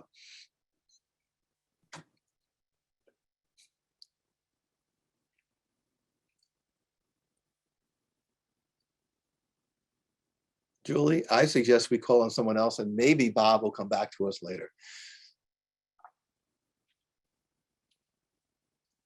Julie, anyone else you want to? Yeah, sorry, Andy McElhenney. Sorry, I finally, Okay, we got I it. finally get to the right command, sorry. And thanks to the task force, they did a macro job in a micro time. And I have a question that maybe, and I want to say also thanks to John Asher for updating his modeling tool.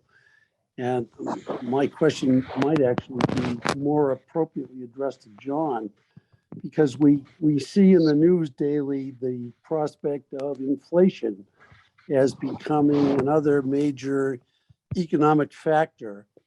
And I wonder if the task force had looked at the various scenarios that might be facing the town, depending on what happens with inflation, in terms of the future expenses of the town, and how that might be rolled into the decision-making process, especially for FY24 and beyond. And that's it for me. Thanks.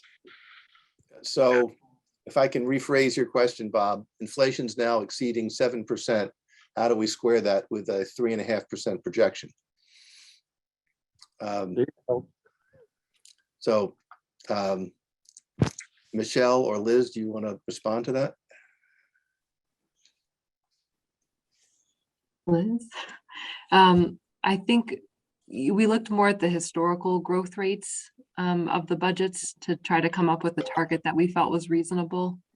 I know that we're in this scenario right now, or situation right now, because of the impacts of the pandemic, where a lot of industries are seeing crazy inflation, but I don't think our models have necessarily taken that into account. That will come into play more, as we talked about, sort of with the available information on a annual basis as the town's making budget decisions. We'll have to look at that. But again, that sort of just increases the pressure on the budget, because it's going to make expenses go up, but not necessarily help us revenue wise.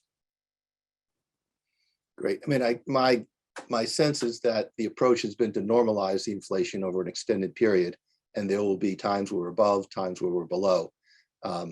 There may be adjustments necessary on a short-term basis if there are particular peaks that we have to deal with. Carrie Nee, anyone else from the school committee? Yeah, Michelle Air. Thank you. Thank you very much. Can you guys hear me? Okay. Thanks again to everyone. I don't want to keep thanking you, but you guys did a great job. This was an amazing presentation. One thing that struck me, and I completely understand that, you know, the personnel expenses are the biggest portion of every department's budget, and it's going to be really important as we try to make a sustainable budget to manage those. I just wonder if you'd given any thought or have any ideas, or if you could keep in mind thinking about the municipal employees, right? They're sort of the backbone of this community and the departments that they support. So I'm just wondering if we can think of other ways to support them that maybe is not tied to their pay, right? Maybe benefits, tax abatements, whatever that might be. So not looking for answers not looking for answers and I don't have any to give you, but just thinking if that's something that could be kept in mind as people are thinking about managing personnel expenses. Really good point. Yes, thank you. I'll do one more from each group, then I'll turn to capital outlay and then to the general public. Julie, you did call out Andy before. Yes, there we go. You're up, Andy. Thank you, and thank you most sincerely to this task force. Very impressive work, and obviously the effort behind it has been wonderful. I guess my time is perhaps as much an observation as a question. The projection is of the task force is for expenditures to increase by 3.5% on an annual basis going forward. The Proposition 2.5 came in 1980. Since 1980, inflation in Boston on average per year has been 3.14%. And if I am correct, in only 3 of the 41 years since 1980 has the inflation rate been 2.5% or less. What I'm getting to is that it would appear that a 2.5% limit is itself unsustainable and wrong, frankly.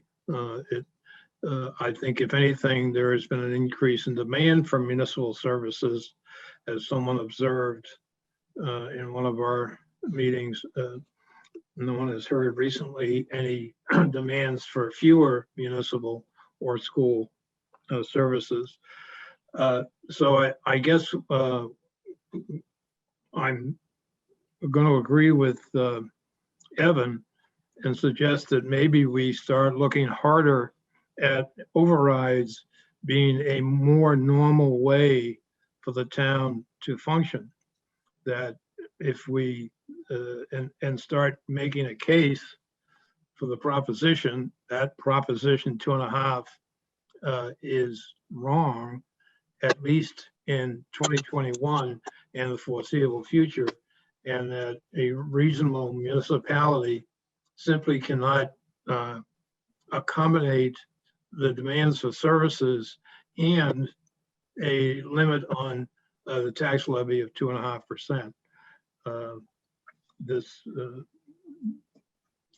That's my observation and a conclusion that I think is supported by the suggestion of the task force that they're trying to budget a 3.5% annual increase in expenditures just to get close to a sustainable budget. Thank you. Thank you. Carrie, one more person from the school committee. Okay, see Jen Bennett.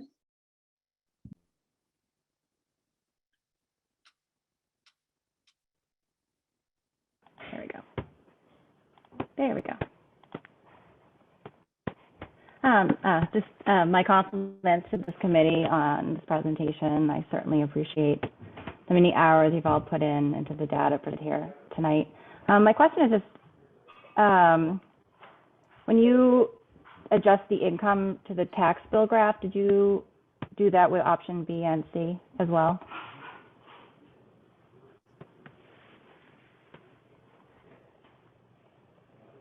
It's a good question. I don't. Are you talking, Jen, about where we did the median tax bill, and have we adjusted that? We have not done that piece of the work. The slide that I showed about the median tax bill is the existing situation.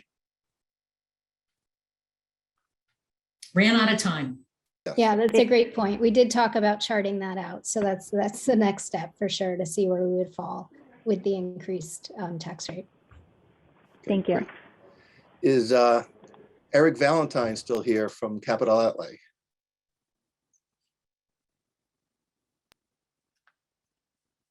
I don't see him. Tom, do you? He is. Yes, He's I'm here. unmuted. Yep, There he I'm is. here.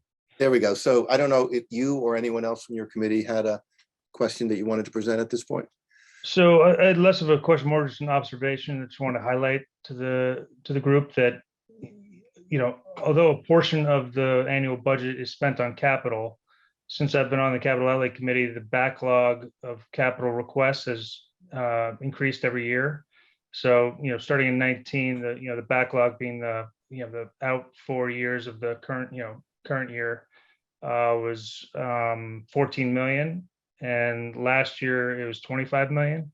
And so it just keeps increasing. And so, something's got to give in that sense. And so and then my second point is to align with Andy's point about making overrides a normal thing. Maybe we try and tie it to specific services or that the town wants. So, with COVID and remote learning, that's been a huge additional cost for the town that the CARES Act has funded. Maybe you propose it, override by saying, okay, does the town want remote, the option to have remote learning for snow days or for, whatever it may be. This is what's going to cost, are the citizens willing to pass the override?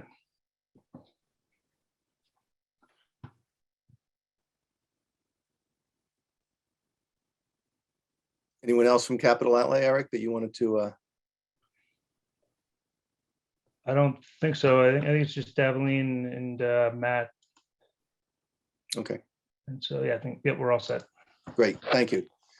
So with that, I'm going to open it up now to members of the public, and I will ask you to give your name and address, and then ask your question. And if I do not see you, Tom, perhaps you can, or Tom and Michelle can assist me in making sure that I am capturing those who do have questions. There was one person whose hand I saw and now they've disappeared on me. I am going to start. I see Diane DiNapoli.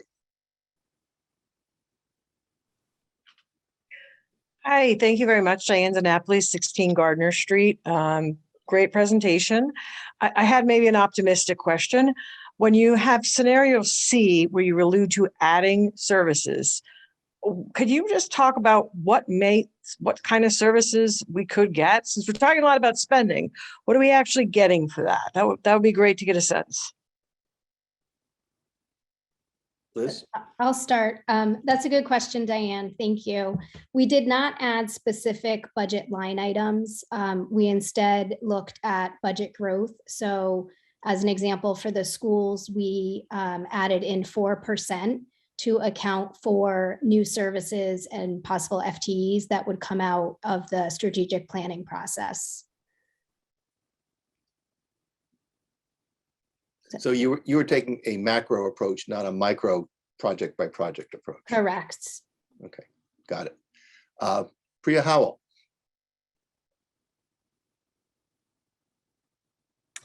Hi, thanks. Priya Howell, 26 Del Pret. I know everyone's already said it, but I'll just say it again. I just really want to thank the task force. I thought this presentation was really excellent, which is not a surprise given what I know about the people that were serving on it. But I just wanted to say, I appreciate that there is a tension between providing services and controlling expenses, but I think that the slides that you showed tonight that put our property taxes in the context of our per capita income were really helpful, both when you show how our property taxes as a percentage of per capita income compared to our benchmark towns, and when you look at how our per capita income has grown versus how our property taxes have grown. You can really see that the town has the capacity to withstand right sizing of our tax base. And I, strongly think that we have not only a legal, but a moral obligation to educate our kids, and that, we've all talked about it. We all know this pandemic has caused unprecedented disruption to public school education.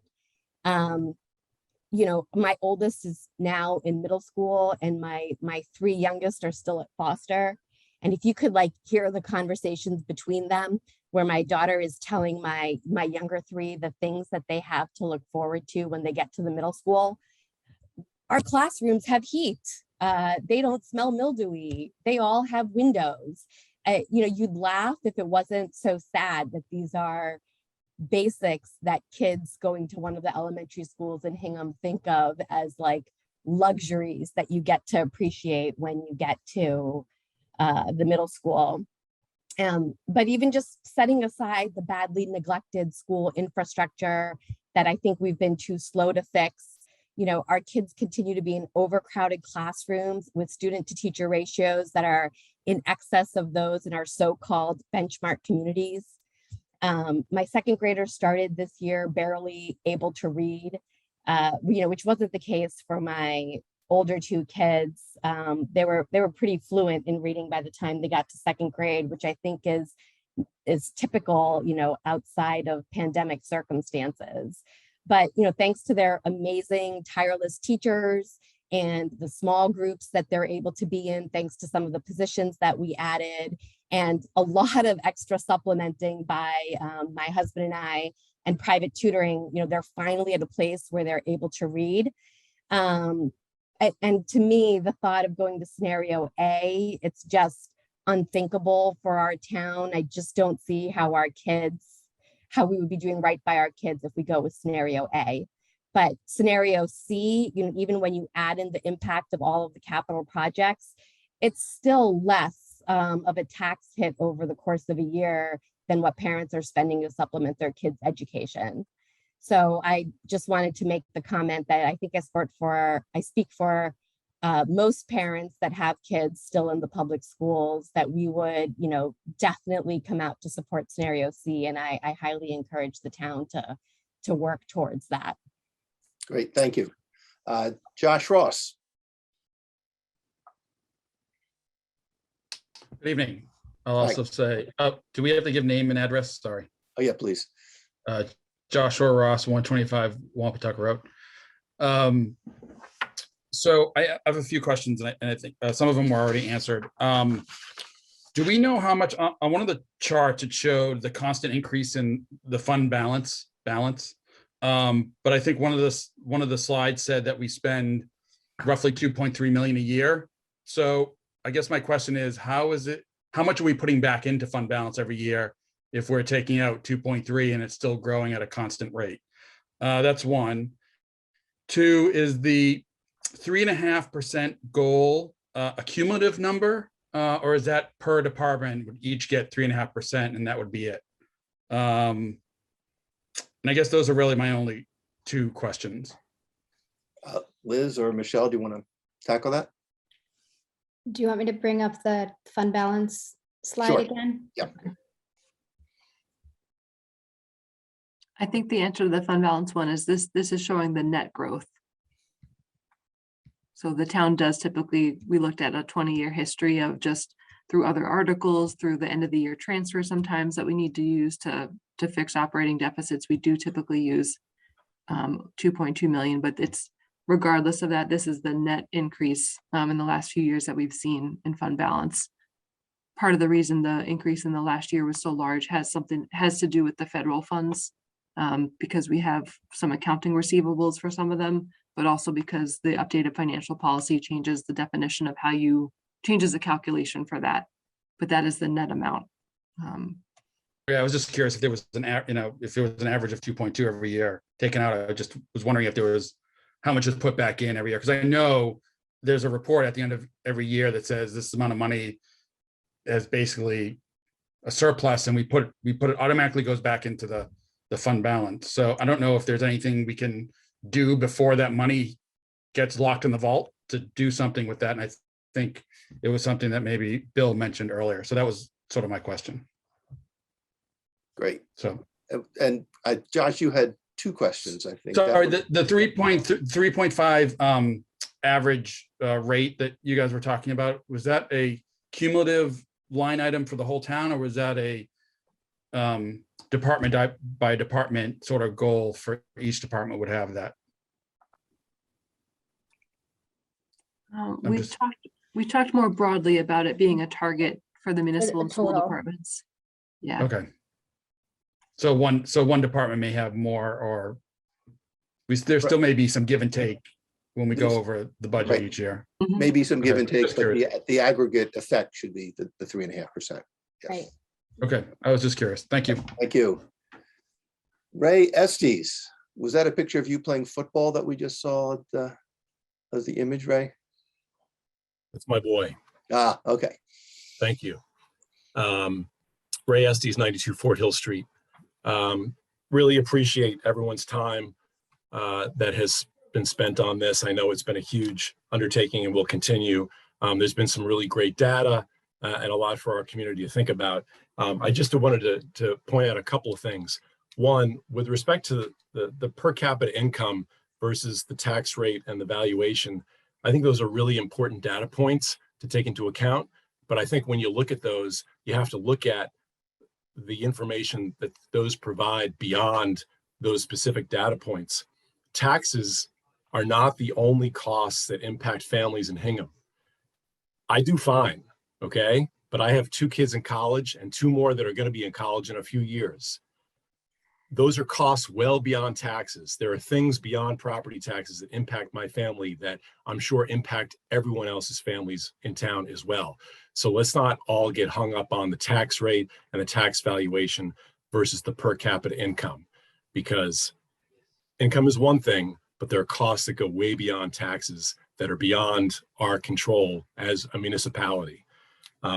Second, I wanted to point out that, we use these 19 benchmark communities as kind of a barometer when we look at all sorts of data points when we're doing studies of this nature. Probably for more than 15 years, we've looked at the same 19 benchmark communities. I was reminded last night by a former chair of advisory that I think those 19 benchmark communities were originally established as a way to look at comparisons in municipal employee compensation, and only municipal employee compensation. I'm not suggesting that the fact that we use them as a barometer for almost every data point in town is wrong, but I just wanted to make that point clear that originally they were used for employee compensation comparisons and not necessarily intended to be used for everything. I'm not saying they're wrong or bad. I'm just pointing that out to folks who may not be aware of that fact. And last, in my capacity as the vice chair of the school building committee, I really look forward to everyone's support at town meeting in April and at a special town meeting this fall for a new elementary school that we hope to construct in North Hingham. Thank you very much.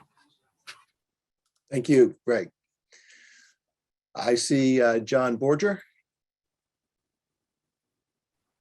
Yes, John Borger, 53 Lafayette Avenue. First, this is an amazing analytical effort and presentation, and kudos to everyone, especially John Asher. I don't know what kind of brain you have, but it's obviously extraordinary. Along the lines of some of the previous comments, and I think Ray Estes just touched on this, do we have any sense of how many people would be genuinely harmed to the point of suffering? In other words, having to choose between paying their taxes or paying for heat or food, et cetera, based on the projected increases in the taxes.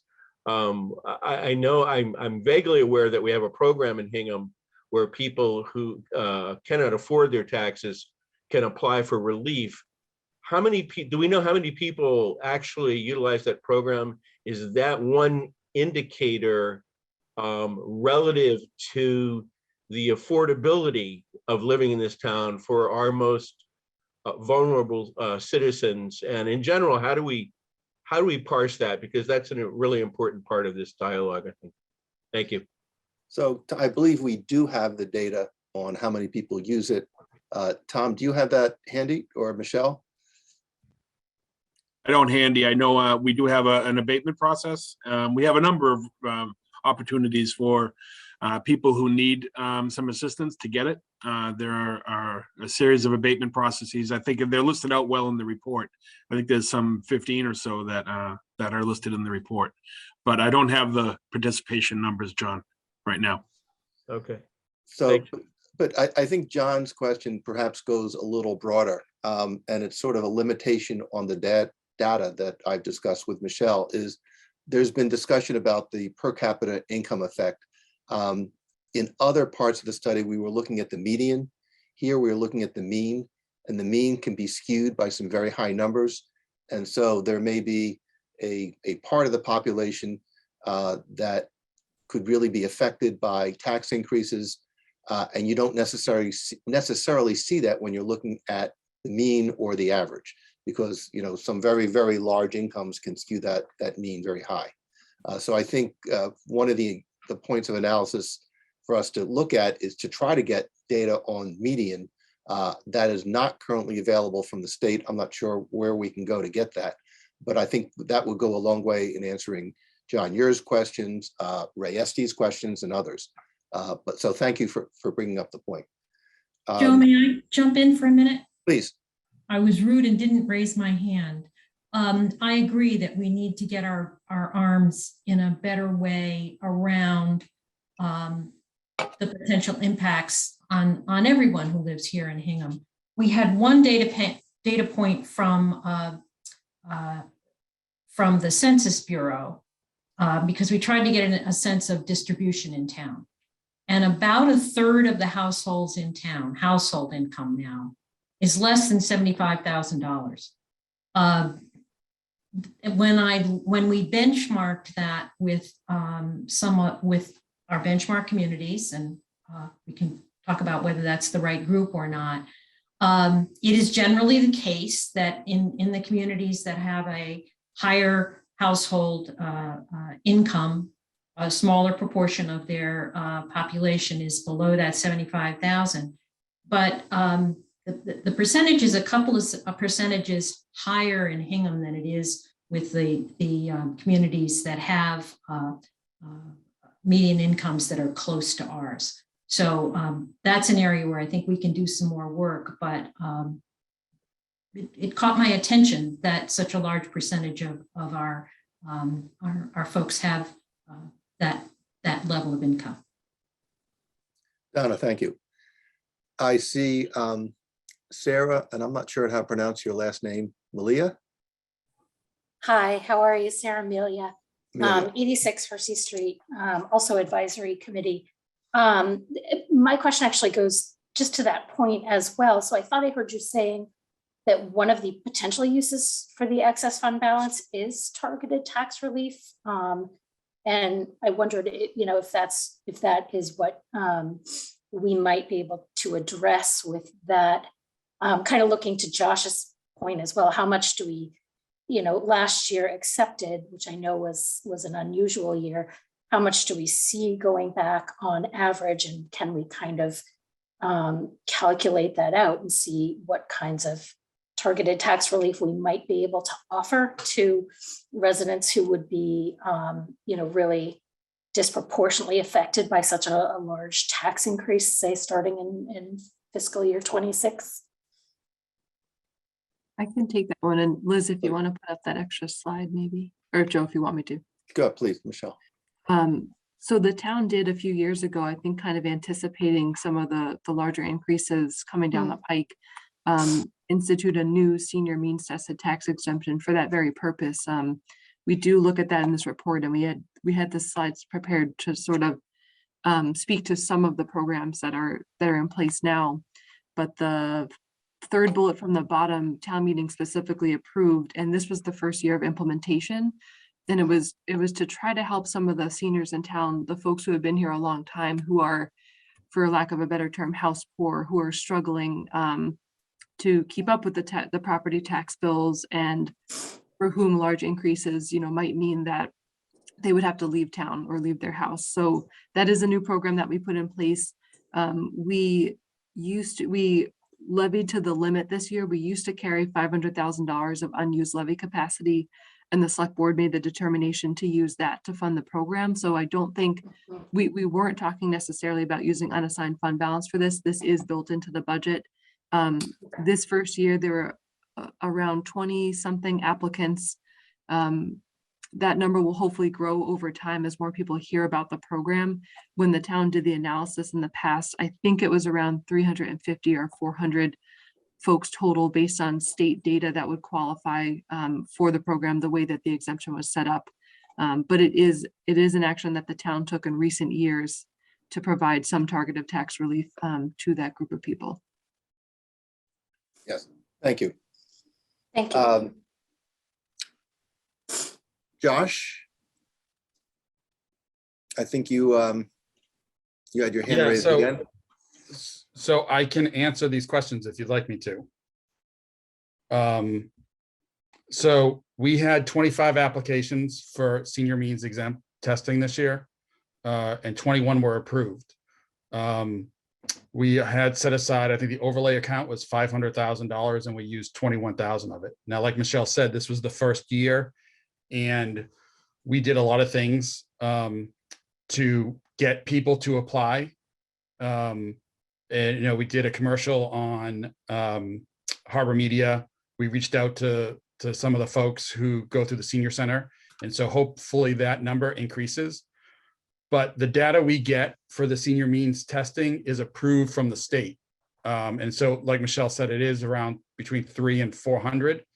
But we also don't know, they may be, a couple may be qualified for that. So they may live in one household, but have two people there. So we're trying to do a little bit more digging on that too, to make sure that that number is correct and the most people possible. But we encourage everyone, and I'll plug like Ray did, we encourage everyone who qualifies to please apply because we do have the money set aside for this, for folks to use this money.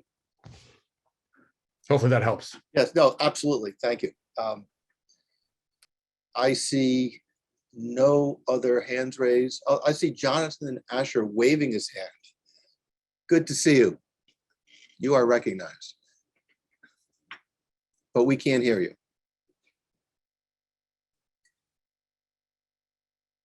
You are not muted, but your microphone doesn't appear to be working.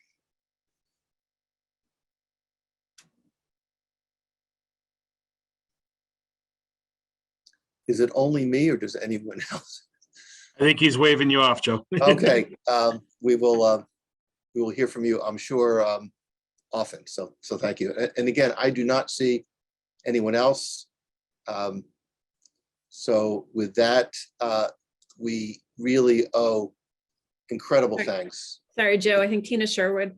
Oh, there we go. Tina, I did not see you. Sorry. And you're muted. Okay. Can you hear me now? Yes. Okay, I just wanted, I have two quick, Tina Sherwood, 16 Partridge Drive, and I'm part of the advisory committee, so I didn't know if I should sneak in another. You're welcome, please. Thank you.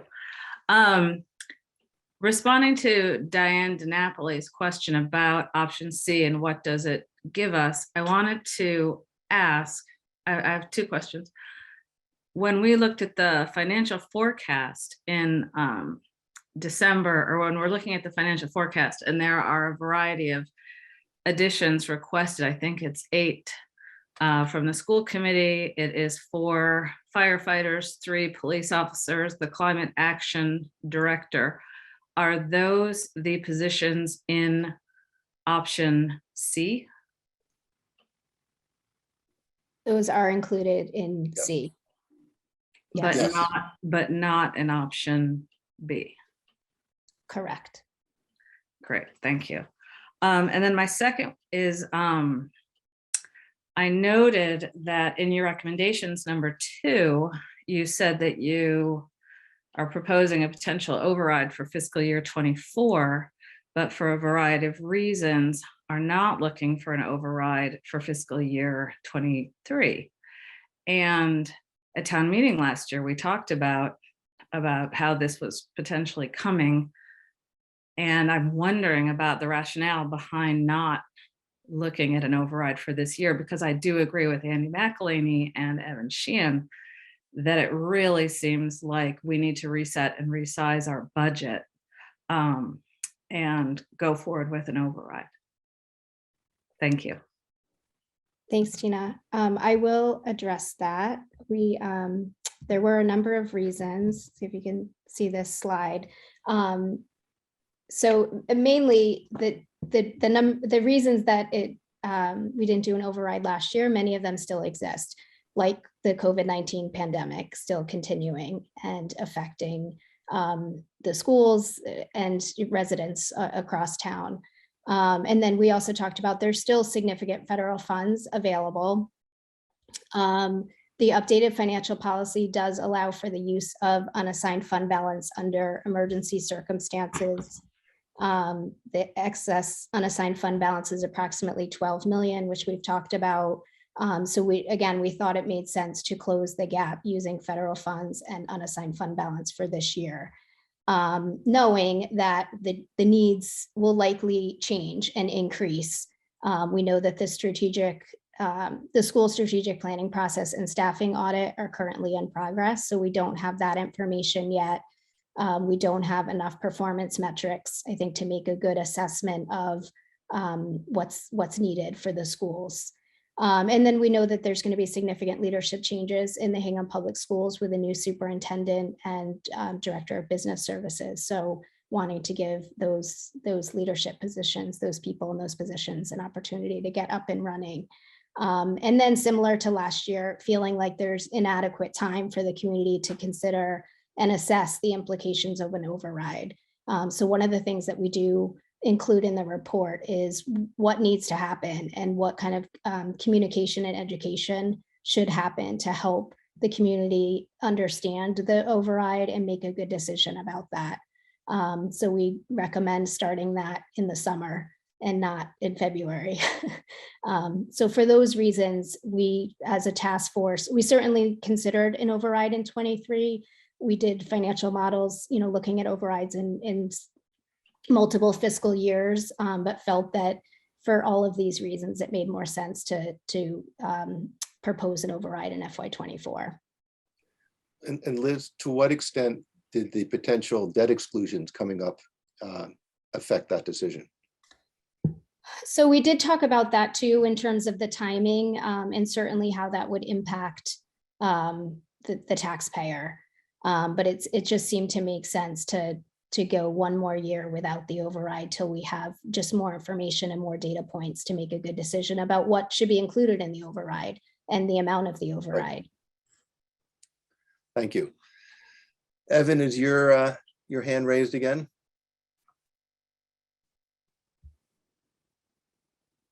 Evan Sheehan? It is, yeah, There we Joe. go. And I just want to build on that because Tina brings up a really good point, and we've actually talked about this in AdCom a few different times.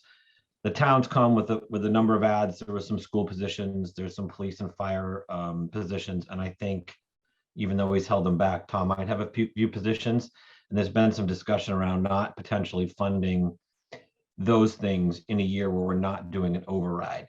And I just want to kind of make the point that we've made the choice 2 years in a row to kick this to another year. And so for all the reasons you guys have just described, and Liz, I'm not saying it right after you went, but we're done kicking the can. And I don't know how much more education people need to get other than if you don't vote for this, you're not going to get these things that you want or need in town. And I think we overly complicate it. So thank you, Tina, for teeing up the thing that was in the back of my mind to say, we're not going to fund things because we don't want to make the hole bigger, yet we've chosen to make the hole bigger because we haven't wanted to fund them. So it's this like hamster wheel of kind of running around in a circle that we continue to do. No question, just a statement. Thank you. Okay, and those are considerations that I know the committee the task force is looking at, and select board and AdCom. So thank you. I do not see any more, and so I will thank the task force and make sure that Tom is not discharging the task force. Their role continues, their input is vital. So thank you, and I am prepared to move to the next item on our agenda. We had over 100 people, well over 100 participating in this discussion, observing, listening, and many asking questions. It's just, this is the way town government should work, and look forward to more of it. The next item on our agenda. So can I interrupt? I'd like to adjourn the AdCom meeting, please. Yes, If that's okay. please. Yes, I should have done that. Allowed you. AdCom members, remember we have to go through a roll call vote. So can I get a motion to adjourn? Motion to adjourn. Second. I guess. Bob, Aye. George, Aye. Nancy, Aye. Dave, Aye. Evan, Aye. Andy, Aye. Daveline, Aye. Brenda, Aye. Kristen, Aye. Tina, Aye. Matt. Oh, he had to hop off. Caitlin, Aye. Sarah. Aye. Thank you, everyone. Thank you. And Carrie Nee, Yep, could I adjourn the school committee? Would somebody like to make a motion? I'll make I'll a make a motion to, Go ahead. go ahead. I'll make a motion to adjourn. I'll second. All right, thank you. Michelle, Aye. Jen, Aye. Ness, Aye. Carlos, Aye. Tim, Aye. Liza, Aye. and I'm an aye as well. Thank you, everyone. thank you. Thanks, Eric everyone. Valentine. Yeah, well, Matt was our quorum, but I'll raise motion to adjourn the capital outlay committee meeting. So moved. Okay. Aye, so, Aye. Yeah. Okay, you are adjourned. thank you.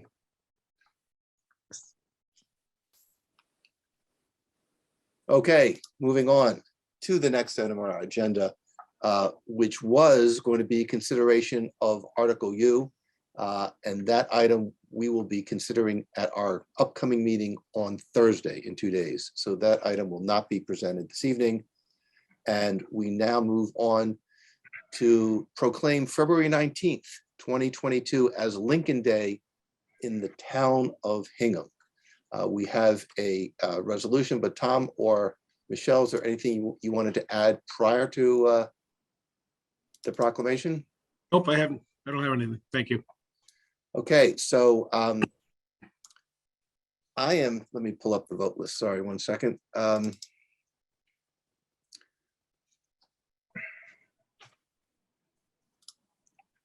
So I am prepared to accept a motion to proclaim Saturday, February 19th, 2022 as Lincoln Day in the town of Hingham. And as part of that motion, we will read the proclamation. So I think I will start with the proposed proclamation. Liz, would you mind beginning? Sure. Town of Hingham, Massachusetts proclamation. Whereas the town of Hingham was settled in 1635 by a small band of Puritan pilgrims, many of whom came from Hingham, England, and environs, and whereas among the descendants of those original settlers were two famous American public figures who shared the common family name Lincoln, as well as a common heritage. And whereas it is a long-standing Hingham tradition to honor and celebrate their birthdays. General Benjamin Lincoln, a lifelong Hingham citizen and a hero of the American Revolution, and Abraham Lincoln, our 16th president and the towering figure of the Civil War. And Bill.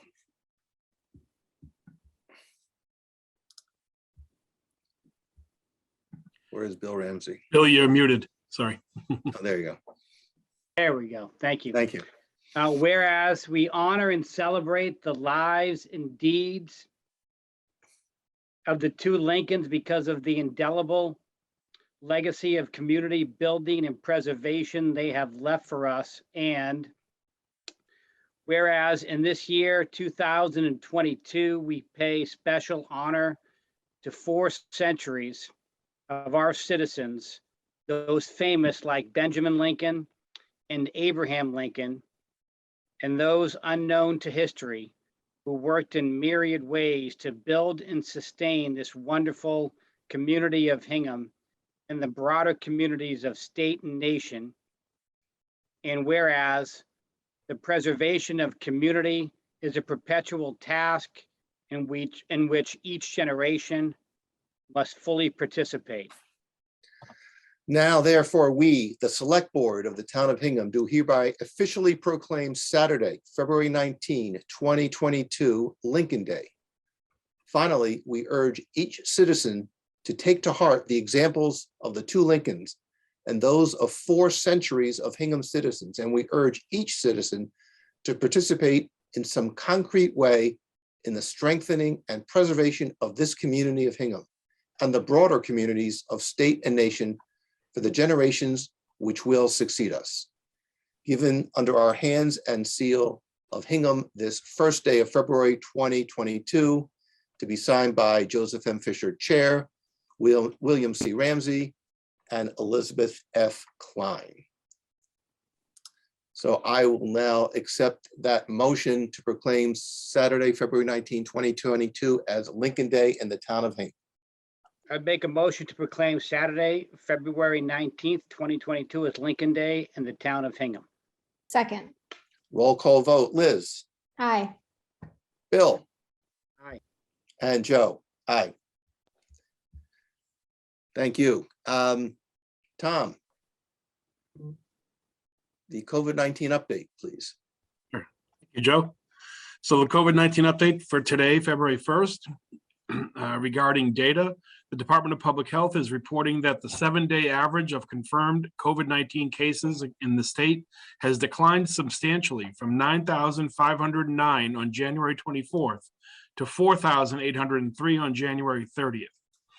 Statewide hospitalizations have fallen from 2,783 on January 22nd to 2,202 on January 28th. The latest data show the Hingham case count is also declining. The DPH is reporting 118 new daily COVID-19 cases in Hingham during the 14-day period ending January 22nd, compared to the 174 cases over the 14-day period ending January 20th, 22. Again, 118 down from 174. It is important to note that many residents are now taking home-based testing, which is most often not reported and therefore not in these statistics. And as a result, we are assuming that the actual number of positive cases is higher than these statistics show.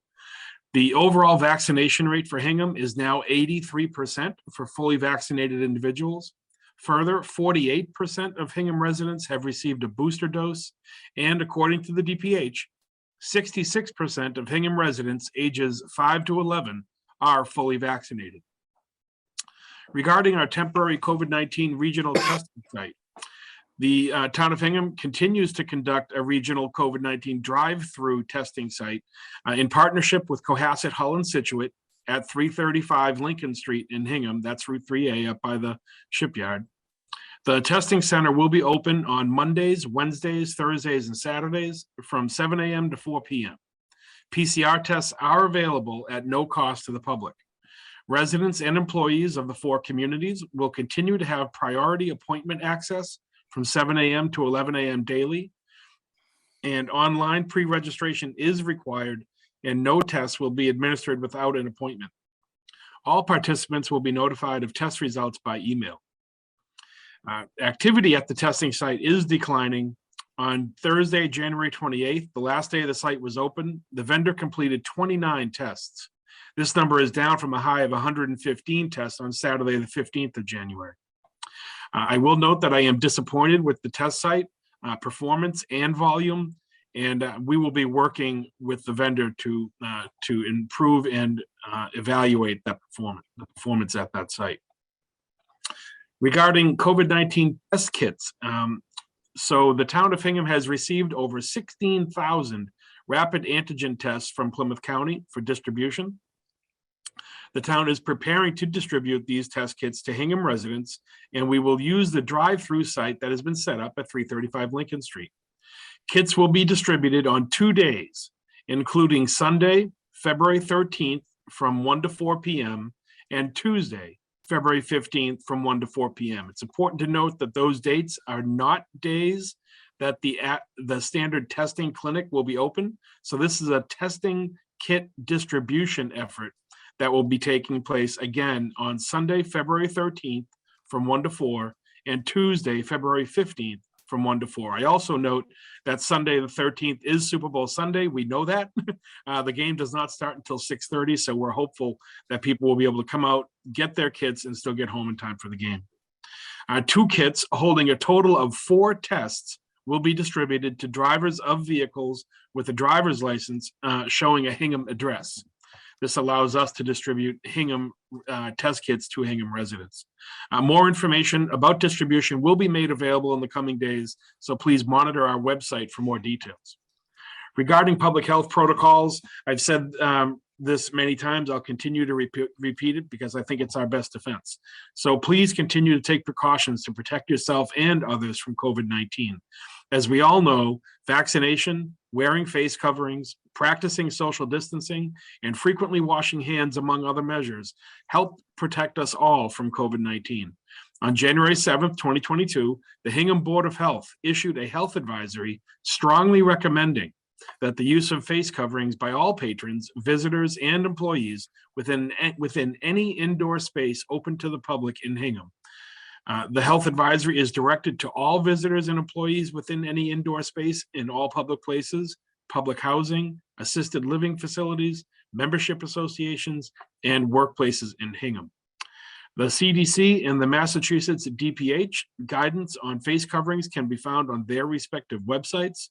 Always helpful to remind ourselves what those guidance are. And the Board of Health recommends the use of an N95, KN95, or a non-woven multiply surgical mask. Woven cloth masks, gaiters, and bandanas provide significantly less protection against this airborne respiratory virus. Also, remember that any face covering should be fitted closely to one's skin to prevent unwanted gaps and leaks. Thank you, Joe. Thank you. I have a question. You talked about kits being distributed, the testing kits being distributed to town residents. What about for the schools and students and teachers? Are there other kits available for them, or is that part of this distribution? Thank you. There are a number of kits. Right now, there's a number of programs being rolled out by the state and others for testing in different populations. The teachers will have a large number of tests available to them. At-home testing kits are made available to them on a regular basis. We are holding back a series of tests available from this cache that we've received from Plymouth County that we'll be giving to the superintendent for distribution as he sees fit throughout the school department program. And the school superintendent is actively working with the state to schedule a clinic for students that have otherwise not been vaccinated or boosted to date. Great, thank you. And then I do want to emphasize that the distributions on February 13th and 15th are only distributions. It's not intended that anyone who gets the kit actually do the test right then and there at the testing facility. This is a take-home process. Is not something that's going to be active at the site the 13th and 15th. It's just for distribution. That's exactly right. People will drive up to us. They'll show us their license with the Hingham address, and we will hand them 2 boxes, and they'll drive away. Great. Liz, any questions? No questions. Thank you, Tom, though, for following up on the performance. I know we were a little disappointed with the turnaround time, so thank you. Yes. Will do. Thank you, Liz. Bill? I have no question, Tom. Yeah, appreciate you following up on the testing site. Hopefully we can see some improvement there. Yes. Yep. I do see looks like a question from Rebecca Silva. Hi, yes, can you hear me okay? We can. Just please give us your address. Yep. Rebecca Silva, 3 Stonegate Lane. I just have a question about the distribution of the testing kits, the at-home testing kits that are being able to pick up. That's totally separate from the federal government where you registered for you could get a max of 4 per address, but Yes. Also, is there a way to do we have to sign up in advance to pick up these test kits, or can we just show up with multiple people in the car with licenses that prove that we live in Hingham and just collect them that day?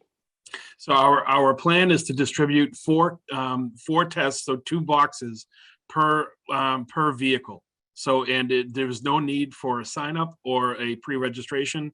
It'll be first come, first serve. We have several hundred of these tests, so I don't anticipate running out. Several thousand tests, I should say, up to 16,000. So we'll be distributing them 2 boxes per, which is 4 test kits per vehicle. And again, you don't need to pre-register. And this is independent of the distribution of test kits by the federal government. Yes, it is. John Borger. John Borger, 53 Lafayette Avenue. Is the distribution of the tests contingent on declaring exposure or symptoms? No. Or is it simply to have the tests available at your leisure if you become concerned that you may have COVID? Yeah, It's the latter. anyone is eligible to come pick up the tests. Yeah. Great, thank you. Anyone else? Tom, thank you. Keeping us up to date, and again, making sure that to the extent that we have operations at the testing center, that they are brought up to appropriate standards. Next item on our agenda is appointments. And at this point, I would like to make a motion to appoint Mona Pohl to the Hingham Public Library Board of Trustees to an unexpired term ending June 30, 2024. Second. Roll call vote. Liz, Aye. Bill, Aye. and Joe. Aye. Approved. Now I will turn to members of the public. If they have comments on items that are not on the agenda, this is your opportunity.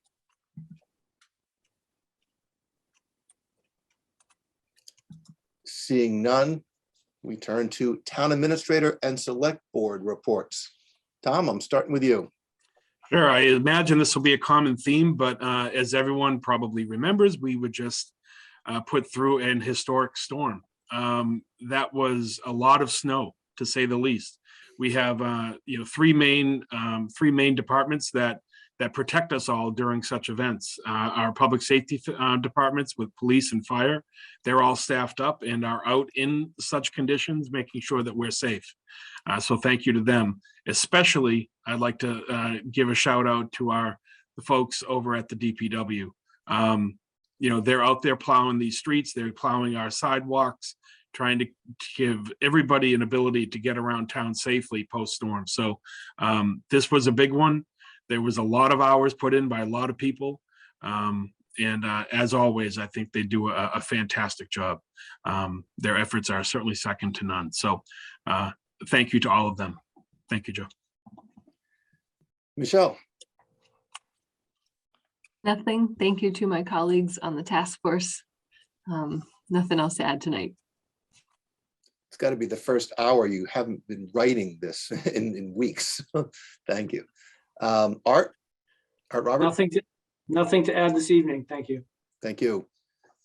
Liz Klein, as if you hadn't had a chance to speak yet this evening. I know, sick of hearing from me. I did want to say thank you to the task force and everyone that participated this evening. We got some really good questions, and I think we have a lot of good conversation and decisions to make as a community. Also, thank you to DPW, HMLP, fire, police for the Herculean efforts over the past weekend. And just wanted to say Happy Lunar New Year to our community members who are celebrating. That's it. Great. Bill. Yeah, again, great job over the weekend by HMLP, DPW, public safety during the storm. And even last night, DPW worked throughout the night to clear snow from the square. They started at about 11, and I think I saw the last truck leave the downtown area at about 4:30 in the morning. So they worked all night last night to get the snow cleared for the merchants in the area. In fact, I got a nice text this morning from Lynn Barclay commending the work they did. So it was great to see that. And just two congratulations, the Hingham High School wrestling team won its 10th straight conference title recently. So congratulations to them. And Hingham High School hockey coach Tony Messina earned his 200th win during the past week. So congratulations to Tony. Tough to get to 200. So that's great to see that. Other than that, nothing else. Great. I have also been getting comments, compliments, praises for DPW, HMLP, and public safety for their performance these past few days. It is well appreciated, and the town really salutes all those folks. And then I do note that tomorrow is Groundhog Day. And we are hoping that the groundhog does not see its shadow, because that would mean that spring arrives early. So on that note, I am prepared to accept a motion to adjourn. So moved. Second, A roll call vote. Liz, aye. Bill, Aye. and Joe. Aye.